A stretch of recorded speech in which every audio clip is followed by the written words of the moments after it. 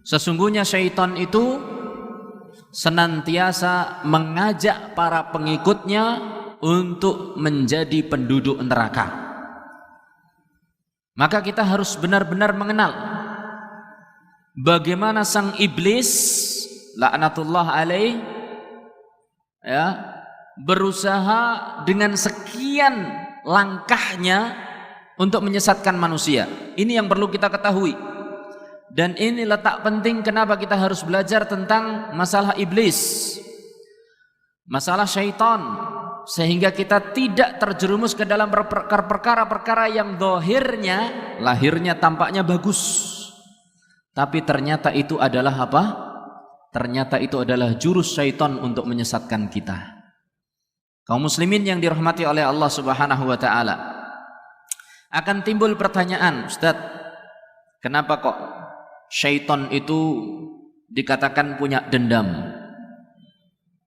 Bukankah syaitan itu juga makhluk Allah yang dia kenal dengan Allah Subhanahu wa taala? Bahkan terkadang ada sebagian orang bisa kerjasama dengan syaitan. Ya, ternyata ada setan yang baik, ya, ada setan yang tidak baik. Kita katakan yang saya maksud syaitan di sini adalah iblis dan maradatus syayatin.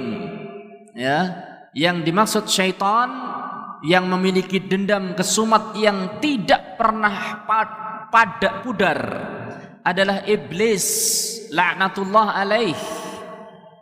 Mudah-mudahan Allah melaknat dia, tanpa kita doakan pun laknat akan senantiasa menempel pada dia. Maka dia dikatakan dengan iblis, dari kata ablasa yublisu, ya, iblis artinya orang yang terlaknat. Kenapa dia dendam kepada Bani Adam? Ya, saya katakan tadi bahwasanya yang memiliki dendam ini adalah iblis, Raisus syayatin, gembong, kepala sukunya para syaitan. Ya, dia ini benar-benar dendamnya tidak pernah padam sejak Allah Subhanahu wa taala menciptakan Nabiullah Adam alaihi salatu wassalam. Ketika Allah Subhanahu wa taala menciptakan Nabiullah Adam alaihi salatu wassalam dari berbagai tanah, dari berbagai belahan bumi, ya, sebagaimana disebutkan dalam sebuah hadis yang hasan, dihasankan oleh Al-Imam Al-Albani, bahwasanya Allah Subhanahu wa taala ketika menciptakan Adam, maka Allah Subhanahu wa taala mengambil tanah dari berbagai belahan bumi. Kemudian diciptakanlah Adam dari tanah. Setelah Allah Subhanahu wa taala membentuk wujudnya Nabi Adam, maka Allah Subhanahu wa taala membiarkan wujud tersebut dan belum ditiupkan ruh. Saat itulah syaitan mendatangi bentuk dari Adam alaihi salatu wassalam. Dia keluar masuk, meneliti bagaimana bentuknya Adam. Dia mulai timbul rasa hasad. Ada apa nih Allah ciptakan makhluk seperti ini? Kemudian Allah Subhanahu wa taala tiupkan ruh pada Nabiullah Adam, dan saat itulah Allah Subhanahu wa taala memerintahkan malaikat, dan termasuk di dalamnya adalah iblis. Karena saat itu iblis adalah seorang yang abid, orang yang sangat rajin dalam beribadah, sehingga saking rajinnya dalam beribadah, Allah menyatukan dia dengan rombongan malaikat. Saat itulah Allah Subhanahu wa taala menyeru kepada malaikat, usjudu li Adam, sujudlah kalian kepada Adam. Wa idh qulna lil malaikati isjudu li Adama. Tatkala kami katakan kepada malaikat, termasuk di dalamnya adalah iblis, ya, dan iblis bukan termasuk malaikat. Maka fasajadu illa iblis, maka semua malaikat tunduk dan patuh kepada Allah kecuali satu makhluk ini, yaitu iblis. Aba illa iblis kana minal jinni illa iblis fastakbara aba wastakbara. Kecuali iblis, dia enggan dan dia merasa sombong. Dia merasa bahwasanya dirinya lebih baik dari Nabiullah Adam alaihi salatu wassalam. Dia protes kepada Allah ketika ditanya oleh Allah Subhanahu wa taala, apa yang menghalangi dirimu untuk bersujud kepada orang yang aku perintahkan untuk sujud? Maka iblis mengatakan, ana khairun minhu, saya lebih baik dari dia. Subhanallah, makhluk sampai protes pada sang Khalik. Ya, makhluk sampai protes kepada sang Khalik. Ana khairun minhu, saya lebih baik dari dia. Khalaqtani min narin wa khalaqtahu min tin. Kau ciptakan dia dari tanah, satu bahan yang menjijikkan, yang rendahan, sementara saya engkau ciptakan dari api. Saya lebih baik daripada dia. Subhanallah. Ya. Ini makhluk tapi ngeyel kepada yang menciptakan. Oleh sebab itu akhirnya Allah Subhanahu wa taala melaknat dia dan mengeluarkan dia dari surga. Sejak saat itulah dendam kesumat pada hati iblis tidak bisa dipadamkan. Dia merasa bahwasanya karena sebab Adam inilah dia dikeluarkan dari iblis. Maka dia mohon kepada Allah, fa'anzirni ila yaumi yub'atsun. Wahai Rabb, beri aku jangka waktu sampai hari kiamat kelak. Allah Subhanahu wa taala kemudian pun mengizinkan iblis. Qal innaka minal mundharin. Allah berfirman, engkau termasuk orang yang diberi tangguh sampai hari kiamat kelak. Kemudian belum lagi selesai seperti itu, iblis tidak puas. Dia mengatakan, qal fa bima aghwaytani la aq'udanna lahum siratakal mustaqim. Berkata iblis, duhai Rabb, karena engkau telah menjadikan aku orang yang sesat, maka aku akan duduk menunggu mereka di setiap jalan-jalan ketaatan yang engkau perintahkan. Aku akan halangi mereka. Tsumma la'atiyannahum min baini aydihim wa min khalfihim. Kemudian aku akan ganggu mereka dari arah depan mereka, dari arah belakang mereka, wa an aymanihim, dan dari kanan mereka, wa an syama'ilihim, dan dari arah kiri mereka, wala tajidu aktsarahum syakirin. Niscaya engkau akan dapatkan, wahai Rabb, banyak di antara mereka yang tidak bersyukur kepada Allah. Jadi syaitan minta kesempatan kepada Allah untuk menghalangi jalan-jalan kebaikan. Setiap ada jalan kebaikan, pasti syaitan duduk di dalamnya dan berusaha untuk menghalangi manusia. Ibaratnya syaitan itu ting telecek. Tahu ting teleceknya?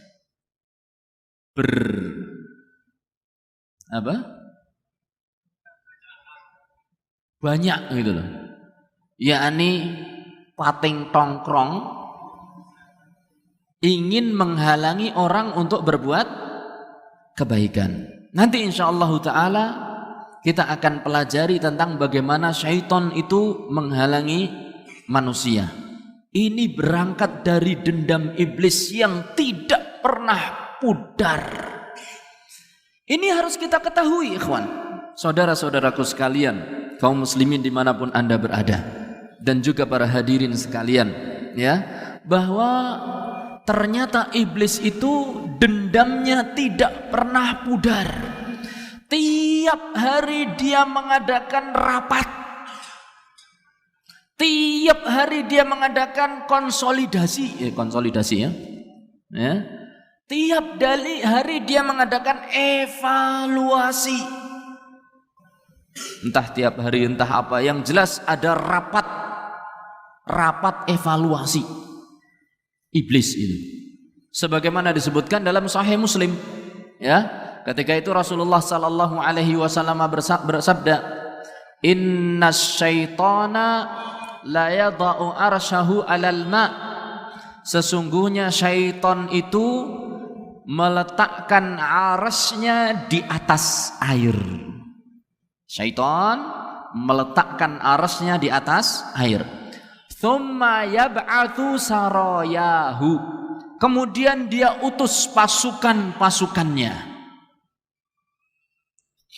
Fa innahu aqrabuhum manzilatan ilaihi akbaruhum fitnatan. Orang yang paling dekat kedudukannya dengan iblis adalah syaitan.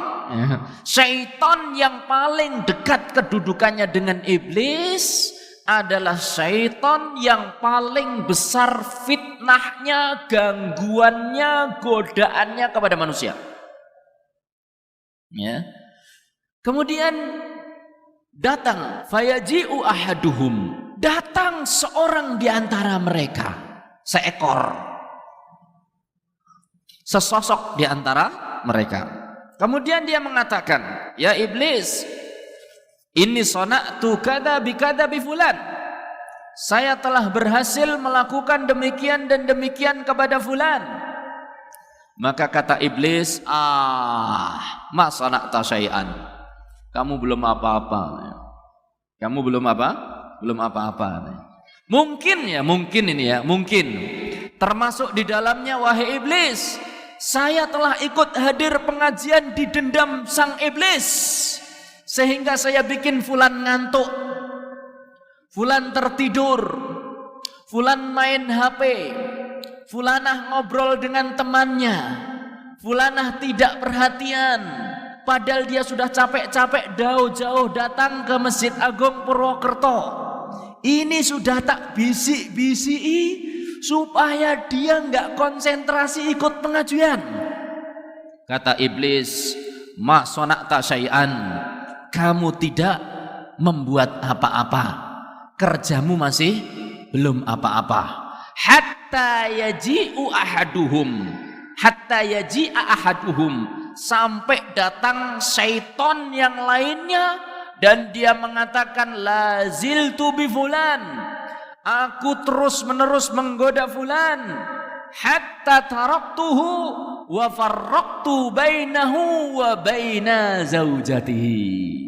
Aku terus menggoda fulan, terus sampai fulan itu akhirnya tidaklah aku tinggalkan kecuali dia sudah menceraikan istrinya. Masya Allah. Dan sebab cerainya pun bukan perkara yang besar, cuma rebutan apa ini? Remote control di TV. Yang satunya bapaknya pingin nyetel bola, sementara ibunya pingin nyetel sinetron. Akhirnya sang ibu makan tuh bola, katanya. Ini bapaknya, kurang ajar ini wanita, kasar sekali kamu, ya kan? Akhirnya dicerai. Atau mungkin sama-sama suka bola, tapi yang satu jagoni Liverpool, yang satunya jagoni PSSI. Ya, yang satu bilang pokoknya Liverpool, pokoknya PSSI, begitu kan? Akhirnya gelut, berkelahi, perkara-perkara yang sepele. Ya, akhirnya terjadilah kata setan ta'al, kata iblis, ini fayuqarribuhu wa yujlisuhu. Setan tadi dipanggil, sini kamu, diberi kedudukan yang dekat dengan dia, dan diberi mahkota, dan ditepuk-tepuk dan dikatakan nikma anta, katanya. Apa terjemahannya? Kamulah setannya. Kamulah setannya. Ini loh, mereka itu kerjanya betul-betul terkoordinasi. Sementara kita terkadang lalai, betul lalai bahwasanya kita sedang diintip. Kita lupa bahwasanya kalau keluar rumah itu syaitan gemruduk. pateng gruduk, teng kruntel. Kurang mantap lagi. Ya. Mereka berusaha menyesatkan kita. Kalau kita keluar, itu berusaha mereka berbondong-bondong untuk menyesatkan kita. Makanya Rasulullah sallallahu alaihi wasallam menceritakan, "Idza kharaja ahadukum, tsumma yaqulu bismillahi tawakkaltu 'ala Allah, la haula wala quwwata illa billah, tanaha anhu syaitan." Wa qila lahu qad wuqiya wa kufiya.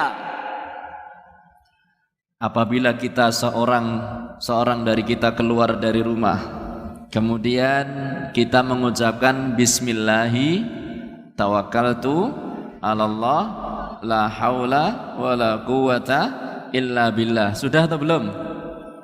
Benar. Baru saja. Ya. Kemudian apa? Kata Allah Subhanahu wa taala, ya, melalui perantaraan malaikatnya, ini orang sudah dijaga, sudah dicukupi oleh Allah. Wa tanaha anhu syaitan. Syaitan pun enggak bisa dekat. Sehingga setan ini pun ngegleng. Ngegleng itu apa bahasa Indonesianya? Ngeluyur, pergi. Bukan hanya satu, mungkin banyak itu pada pergi. Ketemu setan lainnya yang ingin menuju orang tersebut. Apa kata setan yang sudah pergi? Ngapain kamu mau dekati orang itu? Kaifa anta birajulin qad kufiya qad wuqiya wa kufiya. Ente bahasa apa namanya? Bahasa Arabnya itu. Ente mau ngapain ini? Kamu itu mau ngapain? Ngapain goda orang tersebut? Orang tersebut itu sudah dijaga oleh Allah. Jadi ternyata itu loh, sampai orang keluar itu mereka berusaha menggeruduk ganggu kita. Kita aja yang nggak sadar. Santai-santai saja kita keluar gitu kan, jalan pelan, anak tengok kanan tengok kiri nggak ada syaitonnya, ya kan? Nggak ada apa-apa, perasaan juga saya zikir terus, ya perasaan subhanallah. Ya, begitu masuk rumah juga setan sudah tengkruntel. Di dalam rumah itu tengkruntel, di luar rumah tenggruduk. Antum bayangkan itu. Yang di luar rumah ingin masuk, yang di dalam rumah sudah nunggu-nunggu. Yang di luar rumah ikut masuk kalau dia masuk tanpa basmalah. Ketika seorang sedang kesusu, ya, tergesa-gesa, ngiprit dari rumah, dari pasar, ibu-ibu ini biasanya lupa dompetnya, ya kan? Kemudian masuk rumah, jegret, sing, keluar lagi jebret, tanpa basmalah, tanpa salam segala. Pokoknya tinggal masuk begitu, ya. Kemudian ternyata di balik masuknya kita itu jebolah pertahanan rumah kita. Setan itu masuk. Apa kata setan? Wih, kita punya penginapan, kita punya penginapan. Lihat. Setan itu mengatakan, lana mabit, kita punya tempat nginep untuk malam ini. Belum lagi kalau sudah mereka di dalam, kita makan nggak pakai zikir kepada Allah. Apa kata mereka? Lana asya. Kita punya makan malam pula ini. Gratis. Nginep gratis, makannya juga gratis. Enggak heran kalau setannya gemuk-gemuk. Dadi lenggandoli mripat niku langkung abot. Untuk beribadah jadi semakin berat, mata juga semakin berat. Kencingnya setan karena makannya banyak jadi semakin banyak. Dengar adzan subuh kuping kita itu kayak pekak, kebek banyu air kencingnya setan. Enak jadi ustadz. Loh kenapa? Ustadz itu pasti ditakuti oleh setan. Jangan dikira ustadz itu setonnya kecil-kecil. Ustadz itu setonnya gede. Ya, termasuk jenengan juga. Bukan ustadz tok. Jadi mereka itu tahu, nih loh, cara menjerumuskan ustadz itu kayak gini. Cara menjerumuskan orang yang belum ustadz itu kayak gini. Orang yang rajin sholat cara jerumuskannya kayak gini. Mereka sudah punya jurus-jurus. Sampai orang yang ahli ibadah pun mereka betul-betul diganggu oleh syaitan. Dan terkadang nuwun sewu ya, banyak yang tidak sadar. Satu kisah misalnya, ada seorang abid ahli ibadah. Dia itu berusaha untuk zuhud. Zuhud dalam arti meninggalkan kenikmatan dunia. Dia tidak ingin lapor kepada siapa-siapa tentang kekurangannya. Silakan nanti dibaca di buku Talbis Iblis, atau kalau yang sudah diterjemahkan itu menarik sekali dan bagus buku itu. Ya, ditulis oleh Al-Imam Ibnul Jauzi. Ya, kalau dalam edisi Indonesia berjudul Perangkap Syaitan. Ya, ada judulnya Perangkap Syaitan. Itu mungkin dalam bahasa Indonesia seperti itu. Itu insya Allah begitu judulnya. Kalau judul aslinya Talbis Iblis. Bagaimana syaitan itu ingin menyesatkan sampai pun ahli ibadah. Jadi ahli ibadah itu betul-betul tidak ingin melaporkan kefakiran dia kepada orang lain. Dia sampai dia itu makan itu cari cari di tempat-tempat sisa. Dia turun di sungai, makan daun-daun bekas bungkus nasi, bekas bungkus makanan yang sudah dilempar oleh orang, dimakan. Nah, kejadian itu dilihat oleh orang lain. Akhirnya orang ini melaporkan kepada pemimpin daerah tersebut. Dilaporkan secara di luar sepengetahuan sang abid itu tadi, ya.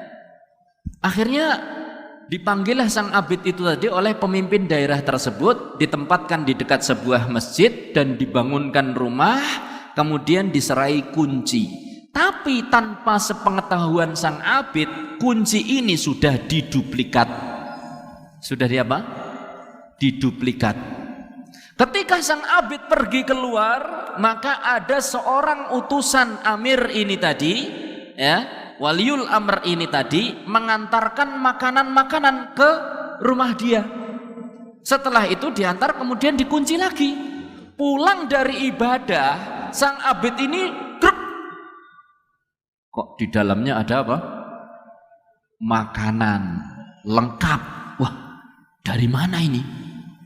Ini pasti minallah. Karena saya adalah wali. Ini pasti minallah, ini dari Allah ini. Akhirnya dia makan dan dia tidak cerita kepada seorang pun. Dia ingin menyembunyikan karomah dalam tanda petik yang dia miliki. Setelah itu dia akhirnya karena banyak makan gemuk. Ya, dulunya kurus, ya, lemes, sakit-sakitan, sekarang gemuk, sehat, mintel-mintel, lemu, ginuk-ginuk, setu legi. Setengah tua tur lemu, ginuk-ginuk.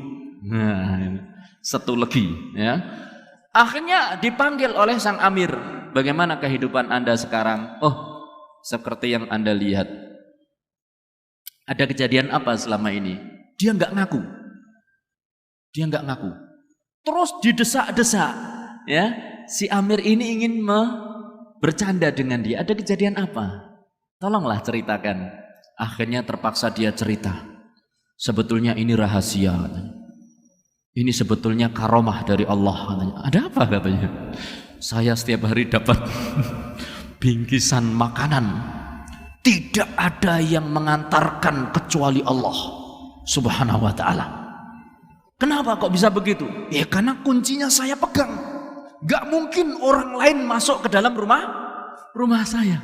Maka sang amir tadi ketawa.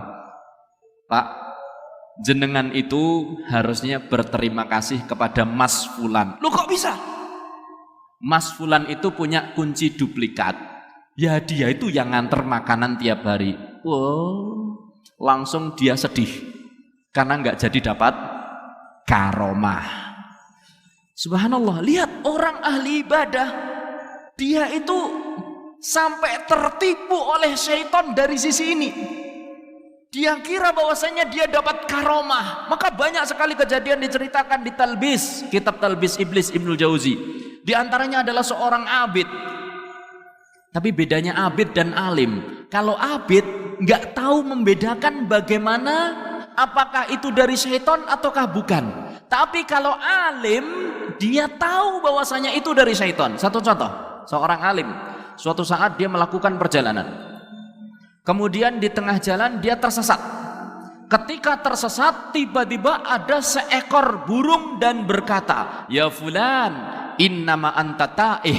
Wahai fulan, sesungguhnya engkau itu tersesat. Dia bilang kepada sang alim tadi. Apa kata sang alim? "Idhab anta ya syaitan, ghar ghairi." Idhab anta, pergi kamu wahai syaitan, godalah selainku, katanya. Sampai dia mengatakan, ya, burungnya ngulangi lagi, "Ya fulan, innaka anta ta'ih." Engkau itu tersesat. "Idhab anta ya syaitan, ghar ghairi." Pergi kamu wahai syaitan, godalah selain saya. Ini orang alim. Dan setannya nggak kalah pinter. "Ana lastu bisyaitan," katanya. "Innama anta ta'ih." Saya bukan setan, kamu itu tersesat, katanya. Kata sang alim tadi, "Idhab, innama anta syaitan, ghar ghairi." Pergi kamu, pokoknya kamu setan. Pergi kamu, jangan goda saya, goda yang lainnya. Akhirnya tiba-tiba burung itu hilang. Jadi lihat bagaimana orang alim itu menyikapi godaan syaitan. Maka kata Al-Imam Ibnul Jauzi, sesungguhnya besarnya godaan syaitan pada manusia, besarnya pengaruh godaan syaitan pada manusia, itu tergantung pada besar kecilnya ilmu yang dimiliki oleh orang tersebut. Semakin tinggi ilmu seseorang, semakin sulit untuk dipengaruhi oleh syaitan.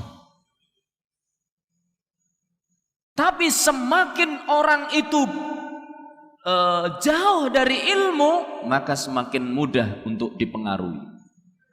Diceritakan tentang kisah seorang nabi palsu bernama Al-Harith.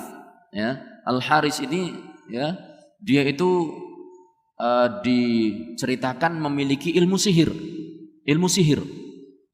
Dan itu salah satu cara syaitan menggoda Bani Adam dengan sihir. Ya, akhirnya dia dapat pengikut yang banyak sekali. Di zamannya Khalifah Abdul Malik bin Marwan, ya. Akhirnya ada seorang penduduk Basrah yang saat itu tinggal di Basrah, dan pusat Islam saat itu adalah kota Basrah, datang kepada si Al-Harith ini tadi, Al-Kadzab, pendusta. Kemudian sama Al-Harith diceritakan, diajak, "Aslim, masuklah kamu menjadi pengikutku. Sesungguhnya saya adalah nabi, utusan Allah Subhanahu wa taala." Maka kata orang Basrah tadi, ya, orang Basrah tadi mengatakan, "Sesungguhnya saya akan pikirkan dulu apa yang kamu tawarkan." Ini orang pinter ini, orang Basrah ini. Kemudian dia pun pergi, tapi dia berpikir, orang Basrah tadi, dia ingin bersiasat.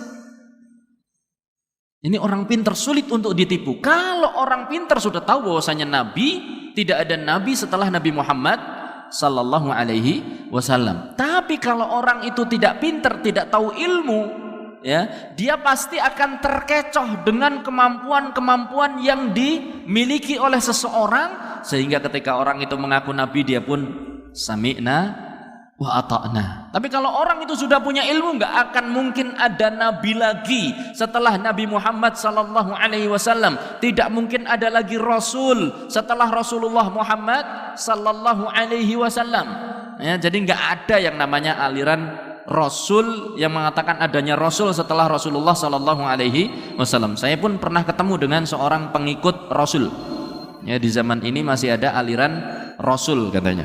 Jadi kalau Nabi memang tidak ada, kata dia, tapi kalau Rasul itu ada. Ketika saya bilang cara melantiknya bagaimana, dari mana dia tahu Rasul? Tahu Rasul itu kalau sudah mimpi ketemu Rasulullah sallallahu alaihi wasallam, kemudian dia dilantik jadi Rasul. Nah, ketika dilantik jadi rasul, maka mulai dia boleh mengaku sebagai seorang rasul. Saya tanya, terus rasul yang dilihat di mimpi Rasulullah sallallahu alaihi wasallam itu bentuknya bagaimana? Kata muridnya rasul, ini muridnya saja subhatnya sudah kayak gini gedenya. Dia katakan bahwasanya rasul yang dilihat di mimpi tidak boleh diceritakan bentuknya. Ya, tidak boleh diceritakan bentuknya. Lah kalau orang belum kenal wujudnya Rasulullah sallallahu alaihi wasallam, dari mana dia tahu itu rasul atau bukan? Kalau sekarang ada seorang ngimpi ketemu bapak-bapak tua, bungkuk, ya, sorbannya putih, jenggotnya putih, alisnya putih, kemudian dia senantiasa apa? Berzikir subhanallah, subhanallah, subhanallah, subhanallah, subhanallah. Kemudian kita mimpi ketemu orang itu. Kemudian dia mengatakan saya adalah Rasulullah. Nek orang tidak tahu itu kira-kira mantuk-mantuk enggak? Wih, seneng banget itu. Pagi-pagi dia bilang, "Oh, saya sudah diangkat jadi rasul," gitu ya. Kenapa? Mimpi ketemu Rasulullah sallallahu alaihi wasallam. Padahal itu adalah syaitan. Kenapa? Karena bentuknya bukan bentuknya Rasul. Rasulullah sallallahu alaihi wasallam itu bentuknya tidak bisa ditiru oleh syaitan. Lah ini bentuknya jenggotnya putih. Rasulullah sallallahu alaihi wasallam itu jenggotnya putih atau hitam? Hitam. Alisnya putih atau hitam? Hitam. Rambutnya putih atau hitam? Hitam. Hanya ada beberapa helai uban di rambutnya. Nah kalau nggak tahu pokoknya tua, dunuk-dunuk, jenggoten, wah ini Rasul. Ya, ketika saya tanya, lah Rasul kamu itu yang dilihat di mimpi itu rahasia, nggak boleh diceritakan. Ah ini jelas ini sudah parah ini. Terus saya bilang, lah Rasul Anda itu dengan Abu Bakar itu lebih mulia mana? Kata dia, lebih mulia Rasul saya. Loh kok bisa begitu? Iya, karena Rasul kami mimpi bertemu siapa? Rasulullah sallallahu alaihi wasallam. Sementara Abu Bakar, Umar enggak mimpi bertemu dengan Nabi. Itu sampai seperti itu. La ilaha illallah. Nek dipikir niku lho Pak, sing langkung afdol niku sing gathuk-thuk ketemu napa yang hanya sekedar mimpi. Ya yang gathuk-thuk para sahabat Abu Bakar, Umar, Utsman, Ali, Khalid ibn Walid dan yang lainnya kan gathuk ketemu dengan Rasulullah sallallahu alaihi wasallam. Itu tentunya lebih afdal daripada orang yang hanya sekedar mimpi, mimpinya pun bukan langsung ketemu Kanjeng Nabi karena ada setan membo menyamar ngaku jadi Nabi Muhammad sallallahu alaihi wasallam. Saya sampingkan cerita ini, kembali kepada Al-Haris. Akhirnya orang yang alim tadi dari Basrah tadi, dia pun pergi akan meninggalkan si Haris Al-Kadzab. Tapi dia beberapa langkah kemudian balik. Kemudian dia kembali kepada Al-Haris. Setelah saya pikir-pikir, kata dia, saya beriman kepadamu sekarang. Loh kok bisa ini? Ternyata ada tujuannya. Dia ingin mengetahui kegiatan Al-Haris itu apa. Dan kemana saja perginya Al-Haris dan kemana saja sembunyinya Al-Haris. Sehingga setelah dia tahu kebiasaan-kebiasaan Haris Al-Kadzab, dia pun izin kepada siapa? Nabi palsu tadi. Izinkan saya pulang ke Basrah, saya akan mengajak orang-orang untuk mendatangi Anda. Dia pikir untuk apa? Masuk agama dia, ngakui menjadi Nabi, ya kan? Akhirnya diizinkan. Setelah diizinkan, dia langsung menuju perjalanan yang cukup jauh, menuju ke siapa? Ke Khalifah Abdul Malik. Ya, sampai menghadap di sana dihadang oleh prajuritnya Khalifah. Dia mengatakan an-nasihah, nasihah lil Khalifah. Ada nasihat penting untuk Khalifah. Tolong sampaikan saya kepada Khalifah. Akhirnya sampai di depan Khalifah pun dia mengatakan an-nasihah laka. Saya enggak ingin ada orang lain ikut mendengarkan kata-kata saya. Singkirkan anak-anak buah Anda. Saya ingin menyampaikan hal ini. Kata Khalifah, kemudian dia meminta anak buahnya semua pergi. Saat itu Khalifah sedang duduk di berbaring di singgasananya. Kemudian dia mengatakan, saya ada kabar tentang Al-Haris. Langsung jenggelek itu. Abdul Malik, ya, rahimahullahu taala, Amirul Mukminin saat itu langsung jenggelek. Kabarkan, di mana dia? Apa yang terjadi?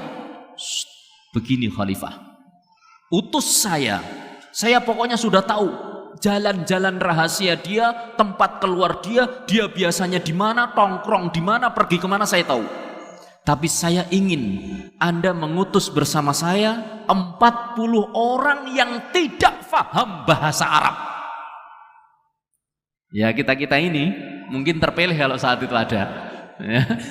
Pokoknya kalau ada orang ngomong Arab, ngomong apa sih Ki? Orang ngedong. Kita kan Bani Ngapak. Bani Ngapak itu enggak dong bahasa Arab. Ya, kecuali yang belajar. Nah, akhirnya apa? Diutuslah dia bersama dengan 40 orang yang tidak faham bahasa Arab sama sekali. Ini taktiknya luar biasa. Kemudian dia diberi surat mandat untuk di daerah, kalau tidak salah saya lupa di daerahnya daerah mana. Nah, kemudian di sana dia diberi wewenang untuk mengatur siasat untuk menangkap Al-Haris. Ya. La ilaha illallah. Dia lari ke daerah mana dia? Saya lupa daerahnya. Kemudian di sana dia ketemu dengan pemimpin daerah sana dan mengatakan, tolong kumpulkan semua lilin yang ada di kota ini. Kemudian kalau saya perintah nyalakan, nyalakan. Betul, semua lilin yang ada di kota itu semua dikumpulkan, dipasang di gang-gang yang ada. Sesuai dengan permintaan siapa ini? Orang Basrah ini tadi. Kemudian dia pun mulai mengetuk pintunya siapa? Al-Haris Al-Kadzab, sang nabi palsu. Ya, dia mengatakan, saya ingin ketemu dengan nabi kalian. Ketika sudah dibuka, si nabi palsu ini sudah mengira ada bahaya yang menghadang dia. Akhirnya dia pun melarikan diri, sembunyi, ngumpet. Ya, kemudian dikatakan, nyalakan semua lilin. Semua lilin dinyalakan sehingga malam itu kelihatan seperti terang benderang. Masuklah orang Basrah ini ke kamarnya siapa? Al-Haris Al-Kadzab. Dihadang oleh prajuritnya. Kamu mau menangkap nabi palsu? Kamu mau menangkap nabi kami? Oh, enggak bisa. Kalian ingin menipu daya mereka, tapi Allah sudah mengangkatnya ke langit. Ngelihat anak buahnya. Tapi ini orang nggak peduli karena dia sudah tahu di mana ngumpetnya Al-Haris, sampai ternyata ada sebuah cekungan kecil. Nah, disitulah sang nabi palsu ngumpet, ditarik keluar, ya, dan ditangkap, dikerangkeng, kemudian diikat, dan dia utus 40 orang untuk mengangkut dia ke Basrah. Apa kata nabi palsu tadi? Ataqtuluna rajulan, Qala Rabbi Allah, apakah kalian hendak membunuh orang yang mengatakan bahwasanya Rabbnya adalah Allah? Ini kata-kata siapa? Firman Allah yang diucapkan oleh Abu Bakar ketika ingin membunuh siapa? Orang-orang musyrikin menyiksa siapa? Bilal bin Rabah. Ataqtuluna rajulan qala Rabbi Allah, atau ketika ingin mengganggu Rasulullah sallallahu alaihi wasallam, orang-orang musyrikin, apakah kalian hendak membunuh orang yang mengatakan Rabbi Allah? Dia ucapkan itu dengan bahasa Arab, bahasa Al-Quran, tapi yang bawa siapa? 40 orang yang tidak faham bahasa Arab sama sekali. Karena kalau faham bisa terpengaruh. Akhirnya diputuskan hukuman mati, ditusuk. Sampai diriwayatkan itu dia ditusuk tidak mempan. Kemudian dikatakan oleh seseorang, apakah engkau dalam menusuk sudah mengucapkan basmalah? Belum. Coba ucapkan bismillah. Begitu ucapkan bismillah, tembus dan mati. Itulah bagaimana syaitan ingin menggoda manusia sampai pada perkara-perkara yang seperti itu. Ya, sampai pada perkara-perkara yang juga sekarang ini ada.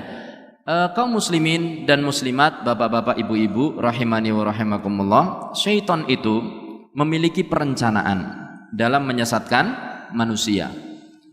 Syaitan memiliki dua rencana. Kalau boleh kita katakan adalah rencana jangka panjang dan rencana jangka pendek. Adapun rencana jangka panjang, tujuan utama syaitan adalah bagaimana mengajak umat manusia ini masuk ke dalam neraka. Itu rencana jangka panjang. Innama yad'u hizbahu liyakunu min ashabis sa'ir. Sesungguhnya dia itu mengajak para pengikutnya untuk menjadi penghuni neraka. Syukur kalau dia menjadi penghuni selama-lamanya. Itu yang paling disukai oleh iblis. Dan lumayan kalau pengikutnya sekedar mencicipi neraka. Pokoknya karena saking hasadnya dia kepada Adam dan keturunannya, ya panjenengan bisa bayangkanlah orang hasad itu bagaimana toh? Orang hasad kepada orang yang dihasati. Pokoknya bagaimana orang yang dihasadi ini tidak menikmati kesenangan. Kesenangan dia hilang. Bagaimana pengikut iblis atau ibnu Adam, anak Adam ini mencicipi neraka meskipun tidak kekal. Pokoknya sempat masuk neraka, lebih senang lagi kalau kekal di dalam neraka. Ini rencana jangka panjang. Adapun rencana jangka pendek, maka syaitan memiliki beberapa langkah, banyak langkah. Ya. Adapun langkah yang pertama, ya, rencana jangka pendek yang diterapkan oleh syaitan. Kenapa saya katakan rencana jangka pendek? Karena ini mungkin gagal. Mungkin gagal. Di tengah usaha itu, iblis mengalami kegagalan. Entah dengan orang itu bertaubat, entah mungkin orang itu kemudian masuk Islam, ya, atau meninggalkan maksiat yang dia lakukan dan yang lain-lain, gagal. Maka kita katakan ini rencana jangka pendek. Apa rencana jangka pendek? Di antara rencana jangka pendek syaitan adalah iqa'ul ibad fi syirki wal kufr. Bagaimana syaitan itu ingin menjerumuskan kita ke dalam kesyirikan dan kekufuran. Allah Subhanahu wa taala berfirman dalam hadis qudsi, beliau atau Allah Subhanahu wa taala berfirman, inni khalaqtu ibadi hunafa'a. Sesungguhnya aku menciptakan hambaku dalam keadaan hanif, lurus, condong kepada kebaikan. Fajtalat thumma atathu syayatin fajtalathu syayatin. Maka datanglah syaitan mengganggu mereka. Fajtalathum asyayatin an dinihim. Maka syaitan pun berusaha menjauhkan mereka dari agama mereka. Ya. Jadi syaitan itu bagaimana ingin menjerumuskan Bani Adam yang tadinya diciptakan dalam keadaan hanif menjauh, sehingga benar kata Rasulullah SAW, kullu mauludin yuladu alal fitrah. Setiap yang dilahirkan adalah dilahirkan dalam keadaan Islam. Fa abawahu yuhawidanihi au yunassiranihi au yumajjisanihi. Dua bapaknya lah yang akan menjadikan dia Majusi, Nasrani ataupun Yahudi. Siapa yang memerintahkan mereka? Syaitan. Syaitanlah. Kita terkadang heran kan, orang ini kok senantiasa dalam kekufuran, ya, kesyirikan. Itu jangan dikira syaitan itu cuma berpangku tangan, itu dikawal terus itu sama syaitan. Makanya subhanallah, kenapa ada orang Yahudi tahu Islam itu baik, tahu Islam itu baik. Orang Nasrani tahu Islam itu baik, orang Majusi tahu Islam itu baik, tapi kenapa mereka tidak mau masuk Islam? Al-Imam Ibnul Jauzi menerangkan, dan dia berpengalaman sekali dalam mengislamkan orang bifadlillah, dengan izin dan karunia Allah. Dia sudah mengislamkan orang sekitar 20.000 orang. Kalau kita satu pun saja mungkin belum. Kalau ketiban keislaman orang, ya mungkin. Artinya ketiban itu ada orang masuk Islam bersyahadat di depan kita, itu mungkin. Tapi ini berdakwah orang dari Nasrani jadi Islam, Yahudi jadi Islam. Pengalaman sekali. Bifadlillah, 20.000 orang masuk Islam. Dia mengatakan apa? Bahwasanya syaitan itu datang kepada Yahudi dan Nasrani. Jadi dikawal terus oleh syaitan, Yahudi dan Nasrani. Ya. bahwasanya Yahudi dan Nasrani itu tahu tentang kebaikan Islam, dia tertarik kepada Islam. Tapi sama syaitan dibisik-bisiki, nanti dulu, dipikir-pikir dulu, jangan tergesa-gesa. Sampai akhirnya Yahudi dan Nasrani itu mati dalam keadaan kafir. Ini ternyata enggak dibiarkan, sama dengan kita. Ini sudah saatnya sholat, nanti dulu, kan belum qomat. Kan?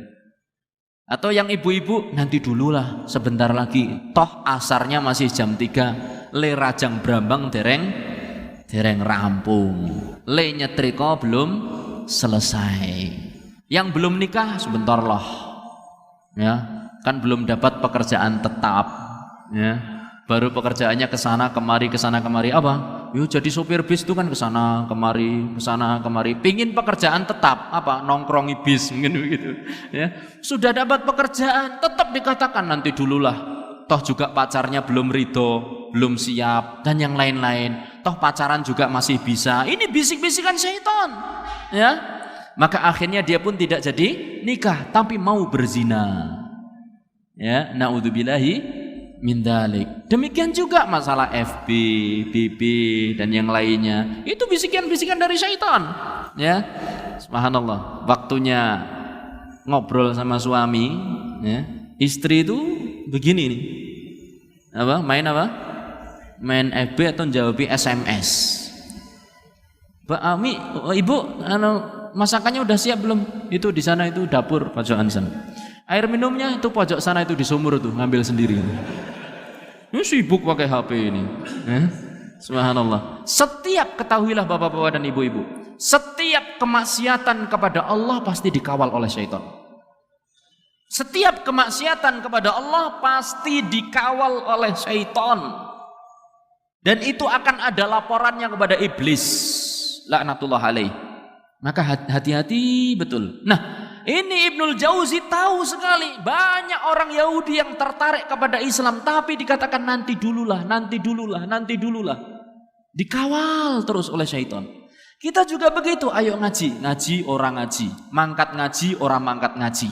Ya, yang ibu-ibu kudungan apa belum kudungan, pakai jilbab atau belum. Yang bapak-bapak sholat apa enggak ya, terus begitu.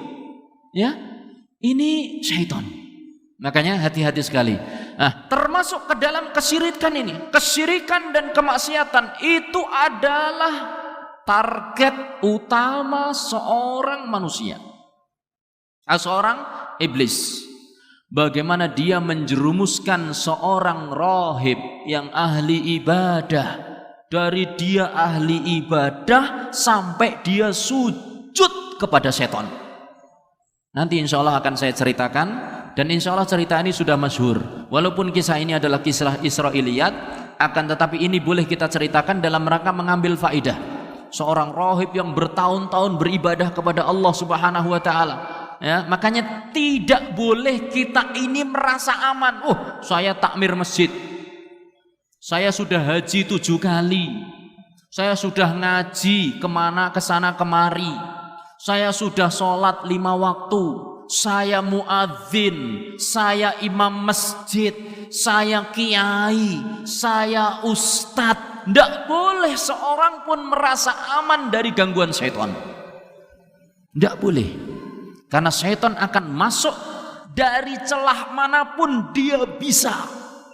Ya. Ketika seorang itu atau syaitan tidak berhasil menjerumuskan seorang hamba ke dalam kesyirikan ataupun kekafiran, maka syaitan itu akan masuk dari pintu maksiat. Ini yang kedua. Syaitan akan berusaha menjerumuskan orang ke dalam pintu kemaksiatan. Ya, dan ingat, syaitan itu ridho, senang dengan kemaksiatan sebesar apapun, secuil apapun, sing penting maksiat. Jadi kalau kita berbuat maksiat meskipun sedikit, itu setan terkekeh-kekeh. Ya kita kadang mikir begitulah. Bayangkan begitu. Kalau kita sedang maksiat, waduh setan guyu gitu mesti. Ya.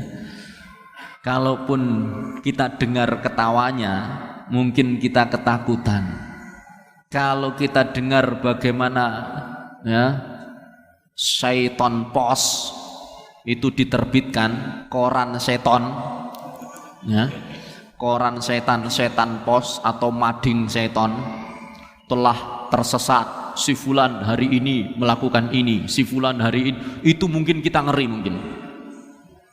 Tapi alhamdulillah Allah Subhanahu wa taala menutup aib kita. Dan Allah memang ingin sengaja menguji kita, menjadikan kehidupan ini tempat ujian. Siapa di antara kita yang beriman kepada perkara yang gaib? Karena ini adalah perkara yang gaib. Jadi ingat, dengan kemaksiatan secuil apapun, yarda bil qalili minal ma'asi. Syaitan itu akan ridho dengan kemaksiatan secuil apapun, sekecil apapun. Maka dikatakan di sini dalam satu hadis ya, bahwasanya Rasulullah sallallahu alaihi wasallam bersabda dalam hadis yang diriwayatkan oleh Al-Imam At-Tirmidzi, dan hadis ini dinilai sahih ya, dalam Sahih Sunan Tirmidzi. Rasulullah sallallahu alaihi wasallam bersabda, ala wa inna syaitana qad aisa an yu'bada fi biladikum hadhihi abada. Ketahuilah bahwasanya syaitan sudah putus asa untuk disembah di Jaziratul Arab.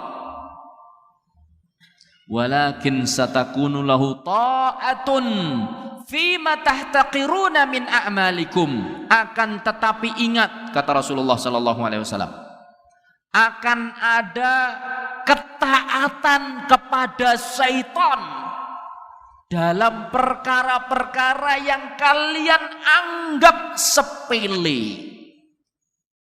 Satakunu lahu ta'ah, akan ada perkara-perkara yang merupakan ketaatan kepada syaitan.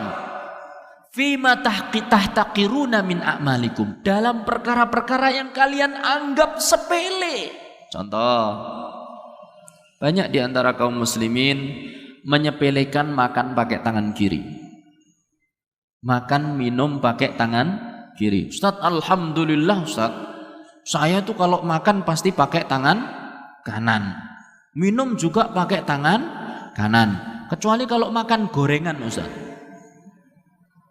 Ya, makan gorengan itu gorengannya di kanan, lomboknya di kiri. Dan kecuali kalau saya lagi Ustaz, diundang makan itu enggak enak Ustaz, ada sendok, ada garpu. Ya mosok ketok ndeso banget Ustaz. Akhirnya ya saya nasi pakai sendok, lawe pakai garpu. Kaki kirinya kaki kiri, tangan kirinya terpaksa apa? Maju. Atau Ustaz, kalau saya habis makan itu kan tangan saya kotor Ustaz. Mosok ya minumnya pakai tangan kanan, nanti gelasnya kotor. Akhirnya saya minumnya pakai tangan kiri. Kalau ditanya, lo kok pakai tangan kiri? Tidak apa-apa, nanti daripada gelasnya kotor. Subhanallah. Ini loh, syaitan itu guyu kekel-kekel tuh kayak gitu itu. Kepingkel-pingkel ya. Subhanallah. Kita nggak sadar terkadang. Kita tidak sadar. Kemudian juga syaitan itu ridho misalnya dengan sholat kita yang tidak karu-karuan. Begitu Allahu Akbar, ketemu sudah sandal saya. Saya baru ingat kalau naruhnya itu di pojok sana ternyata. Ya, lu itu dicari bolak-balik nggak ketemu. Mikir dia, akhirnya apa? Udah sholat jamaah zuhur saja, nanti rak ketemu. Begitu imamnya takbir, dia takbir Allahu Akbar. Oh iya ya. Dan ini banyak terjadi. Makanya pernah datang kepada seorang kepada Imam Abu Hanifah, ya. Kemudian dia menceritakan tentang barangnya yang hilang, mencari-cari nggak ketemu. Sudah, kata Imam Abu Hanifah, sholat dulu saja, tenangkan dirimu, sholat kepada Allah Subhanahu wa taala, ya. Kemudian setelah selesai sholat, dia bilang kepada Imam Abu Hanifah, sudah Imam, sudah ketemu barang saya. Kok bisa kamu? Iya, ketika sholat saya kemudian teringat, katanya. Ya, kata Al-Imam Abu Hanifah, itulah sholat kita sekarang ini. Ya, hilang rasa khusyuk dan didatangi oleh syaitan. Kata syaitan, begitu kita masuk, adzan dikumandangkan, lari dia terbirit-birit dan terkentut-kentut. Tapi begitu adzan selesai, kita sholat, syaitan datang sudah mulai menghembus-hembuskan. Ingat ini. Kalau nggak ingat, cari yang lain. Ingat ini. Ingat ini pekerjaan, anak di rumah, istri pertama, istri kedua. Nah gitu. Ya. Begitu, diingat-ingatkan terus itu. Pokoknya bagaimana sampai kita ingat pada sesuatu. Itu syaitan. Lah kalau sudah ingat, syaitan akan senang. Yarda bil qalil minal ma'asi. Maka hati-hati. Oh Ustaz, kalau begitu akan saya lawan syaitan. Gimana caranya? Saya akan perbanyak ibadah. Saya akan tambah sendiri ibadah saya. Loh kok bisa? Ya, sholat subuh yang tadinya 2, saya akan kalahkan syaitan. Berapa? 3. Hati-hati, hati-hati. Ini juga jalan iblis. Ini adalah rencana iblis. Yaitu apa? Menjerumuskan Bani Adam dalam perkara yang diada-adakan. Menjerumuskan anak keturunan Adam dalam perkara yang tidak ada tuntunannya dari syariat. Saya jadi teringat ada doa yang sangat masyhur. Insyaallah bapak-bapak ingat doa itu sebagian. Doa ingin mendatangi keluarga bagaimana? Ingin mengumpuli istri, bagaimana bapak-bapak? Allahumma, kok enggak semua ini? Insya Allah hafal ya. Allahumma jannibna syaitan wa jannibi syaitana ma razaqtana. Kalau yang sepuh mungkin udah lupa atau mungkin memang belum hafal. Arti dari Allahumma jannibna syaitan, ya Allah jauhkanlah kami dari syaitan dan jauhkan apa yang engkau rizkikan kepada kami dari syaitan. Nah ini cerita teman saya yang dari Libanon. Dia ketemu dengan jamaahnya dari Libanon. Namanya Akhuna Ihab Sya'ar Abdul Qadir. Nah di perkemahan itu orang-orang masih umum mungkin ya. Kemudian biasa kalau mau makan doa bareng-bareng. Akhirnya dipersilahkan siapa yang ingin memimpin doa. Akhirnya ngacung seorang, ngacung. Ya. Hidangan sudah di depan dia. Hayya nad'u ilallah. Ayo kita berdoa kepada Allah kata dia. Apa kata dia? Allahumma jannibna syaitan wa jannibis syaitana ma razaqtana. Maknanya benar ya kan? Ya Allah, jauhkanlah kami dari syaitan dan jauhkan apa yang engkau rizkikan ini dari syaitan. Tapi tempatnya salah. Wong orang mau nggauli istri kok didoakan untuk digunakan untuk apa? Untuk doa makan. Subhanallah. Kalau Anda ingin masuk kamar tidur, ya, mungkin akan berdoa minta perlindungan kepada Allah dari gangguan syaitan. Kemudian dia berdoa, Allahumma bismillahi, Allahumma inni a'udzubika minal khubuthi wal khaba'ith. Itu benar atau enggak? Maknanya benar, tapi dia tempatnya salah. Lah ini senjata syaitan ini. Ya, ini adalah salah satu langkah syaitan. Pokoknya kalau manusia itu tidak terjerumus ke dalam kesyirikan, tidak terjerumus ke dalam kekafiran, ya bagaimana dia terjerumus ke dalam kemaksiatan. Kalau enggak mempan juga maksiat, maka dia akan dibuat terjerumus ke dalam perkara yang diada-adakan, yang dia kira itu bagian dari syariat, tapi padahal bukan syariat. Saya sudah pensiun Ustadz. Loh, terus ada apa? Saya kan umur 60 tahun Ustadz. Iya, gimana? Masa saya selama masa pensiun sholatnya 2 rakaat saja subuh, sekarang nggak boleh nambah Ustadz. Saya ingin bersyukur pada Allah. Subuh akan saya tambah 1 rakaat Ustadz. Nanti kalau anak saya kerja tak tambah lagi Ustadz, 1 rakaat. Jadi subuh 4 rakaat. Boleh atau enggak? Ya. Ini semacam ini mungkin saja terjadi pada seseorang. Maka hati-hati.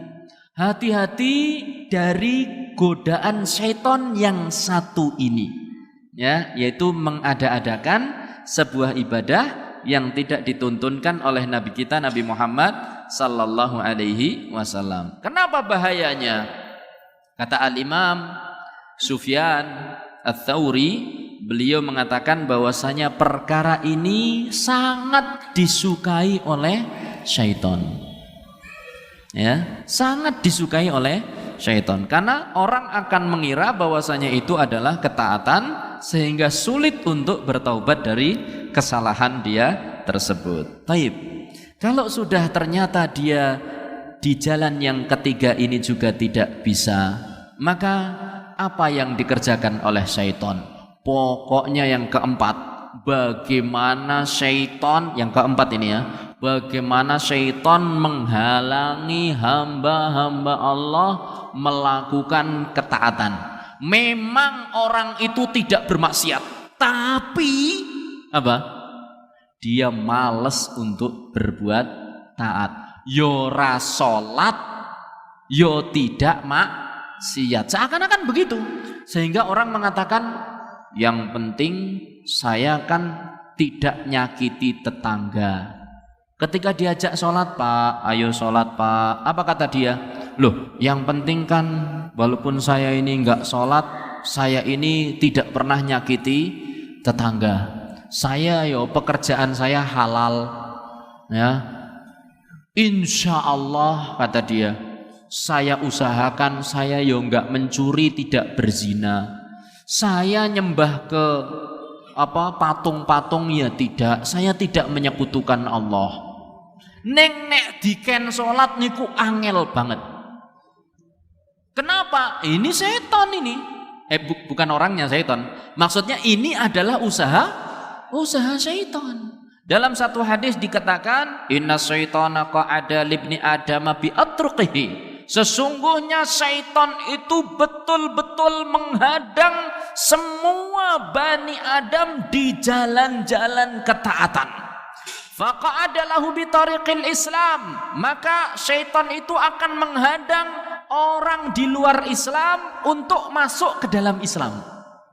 Oh, ternyata memang betul-betul dihadang oleh syaitan. Kemudian dikatakan oleh syaitan, taslam, kamu akan masuk Islam.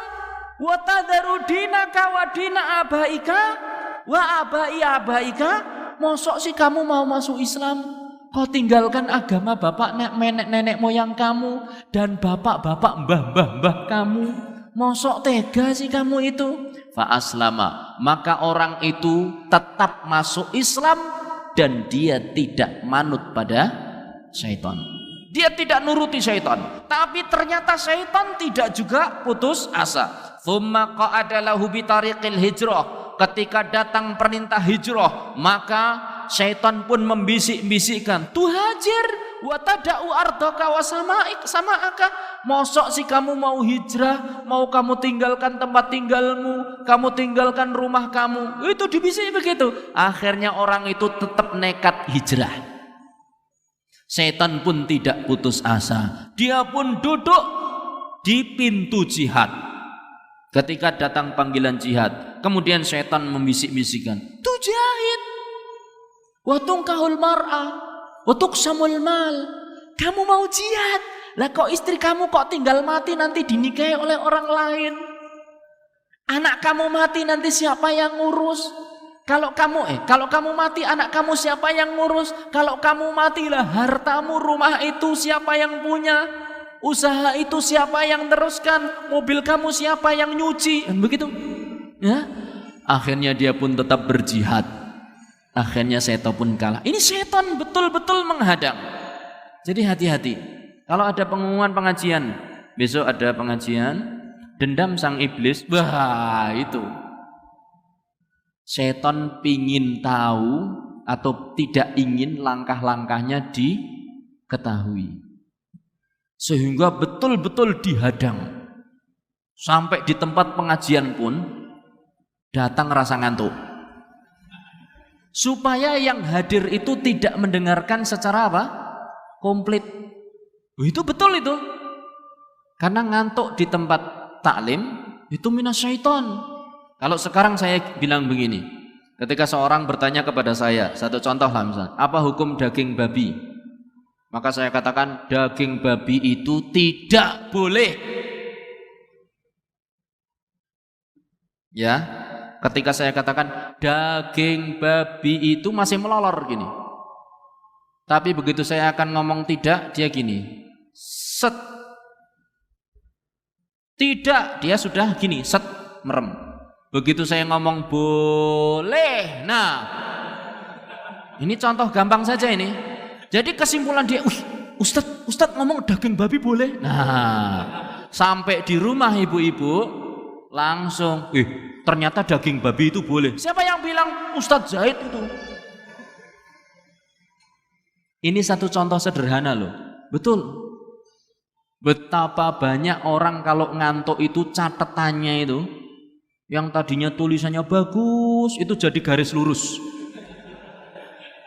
Kayak alat pengontrol jantung di rumah sakit ketika orang itu mati. Lurus gini, seret. Atau benang bundet uwel-uwel begitu. Termasuk ya, untuk nyatet juga berat loh. Nah ini, anda ini bapak-bapak dan ibu-ibu terkadang kayak Imam Syafi'i atau Imam Bukhari. Lebih tepat kayak Imam Bukhari. Imam Bukhari itu kalau hadir di pengajian nggak pernah nyatet. Oh tapi saya ngerekam ya kan, ngerekam kok mulai ditinggal turu. Cuma geledak ke rekamannya, diulangi begitu. Innal hamdalillah, wis mukadimah ngerti-ngerti rampung wis. Ya. Imam Bukhari itu kalau hadir di tempat pengajian itu nggak pernah nyatet.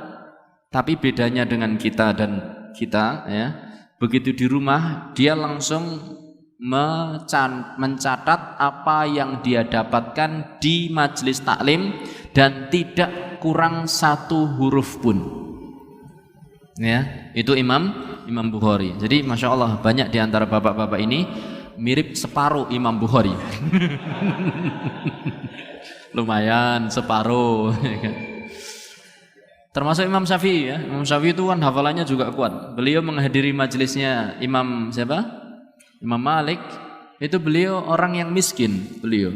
Jadi kalau datang mau mencatat itu dia cari sobekan-sobekan kertas, sisa-sisa kertas, sisa lembaran-lembaran, tulang-tulang. Wah sekarang Masya Allah ya, kita itu mau ngaji di depannya ada toko buku ya, di rumah sisa-sisa itu lembaran-lembaran ya, malah turah-turah gue buntel tempe. Ini orang zaman dahulu ya kan. Tapi ya Imam Syafi'i ketika hadir itu tetap dia mencatat, nggak punya kertas dia. Apa yang dia gunakan? Yang digunakan itu telapak tangan sama ludah. Jadi gini, Imam Malik mengimla mendikte hadis, dia gini. Setiap Imam Malik mendikte hadis dia malah melet. Sehingga ketika selesai pengajian semua orang bubar, Imam Syafi'i baru pertama kali ketemu dengan Imam Malik, Imam Malik juga baru pertama kali ketemu dengan Imam Syafi'i. Semua orang bubar, Imam Malik nunggu, penasaran ini anak siapa ini. Imam Syafi'i juga nunggu. Dua-duanya nunggu begini, diam. Maka dipanggil tuh Imam Syafi'i, sini. Kamu dari mana? Dari Mekah. Kamu Quraisy? Ya, saya Quraisy, keturunan Quraisy. Anta talibi? Ngam ana muttalibi. Anta muttalibi? Ana muttalibi. Kemudian dikatakan oleh Imam Malik, kamu itu adabnya bagus, cuma satu yang kurang. Lah apa Ustaz? Ada apa wahai Imam? Saya lihat setiap saya mendiktikan hadis malah kamu melet gitu, main apa? Main ludah. Apa kata Imam Syafi'i? Wahai Imam, sesungguhnya saya menulis apa yang engkau diktekan di tangan saya. Terus Imam Malik pegang tangannya Imam Syafi'i, dilihat, mana tulisannya katanya. Apa kata Imam Syafi'i? Tulisannya memang sudah tidak ada karena saya menulis dengan ludah. Tapi ilmunya sudah di sini katanya. Kemudian diuji sama Imam Malik, ternyata 25 hadis dia sebutkan dari awal sampai akhir mirip dengan apa yang disebutkan oleh Imam Malik. Nah, kita mirip. Nah, bapak-bapak dan ibu-ibu rahimani wa rahimakumullah. Setelah langkah diantaranya adalah syaitan menghalangi manusia, berusaha menghalangi manusia dari segala macam bentuk ketaatan. Maka ketahuilah bahwasanya ya, syaitan itu tidak akan membiarkan ada ketaatan apapun kecuali syaitan itu ingin menjauhkan manusia dari perbuatan itu. Makanya dalam satu athar dikatakan ya, ma amarallahu bisyai'in illa wali syaitani nas'atan.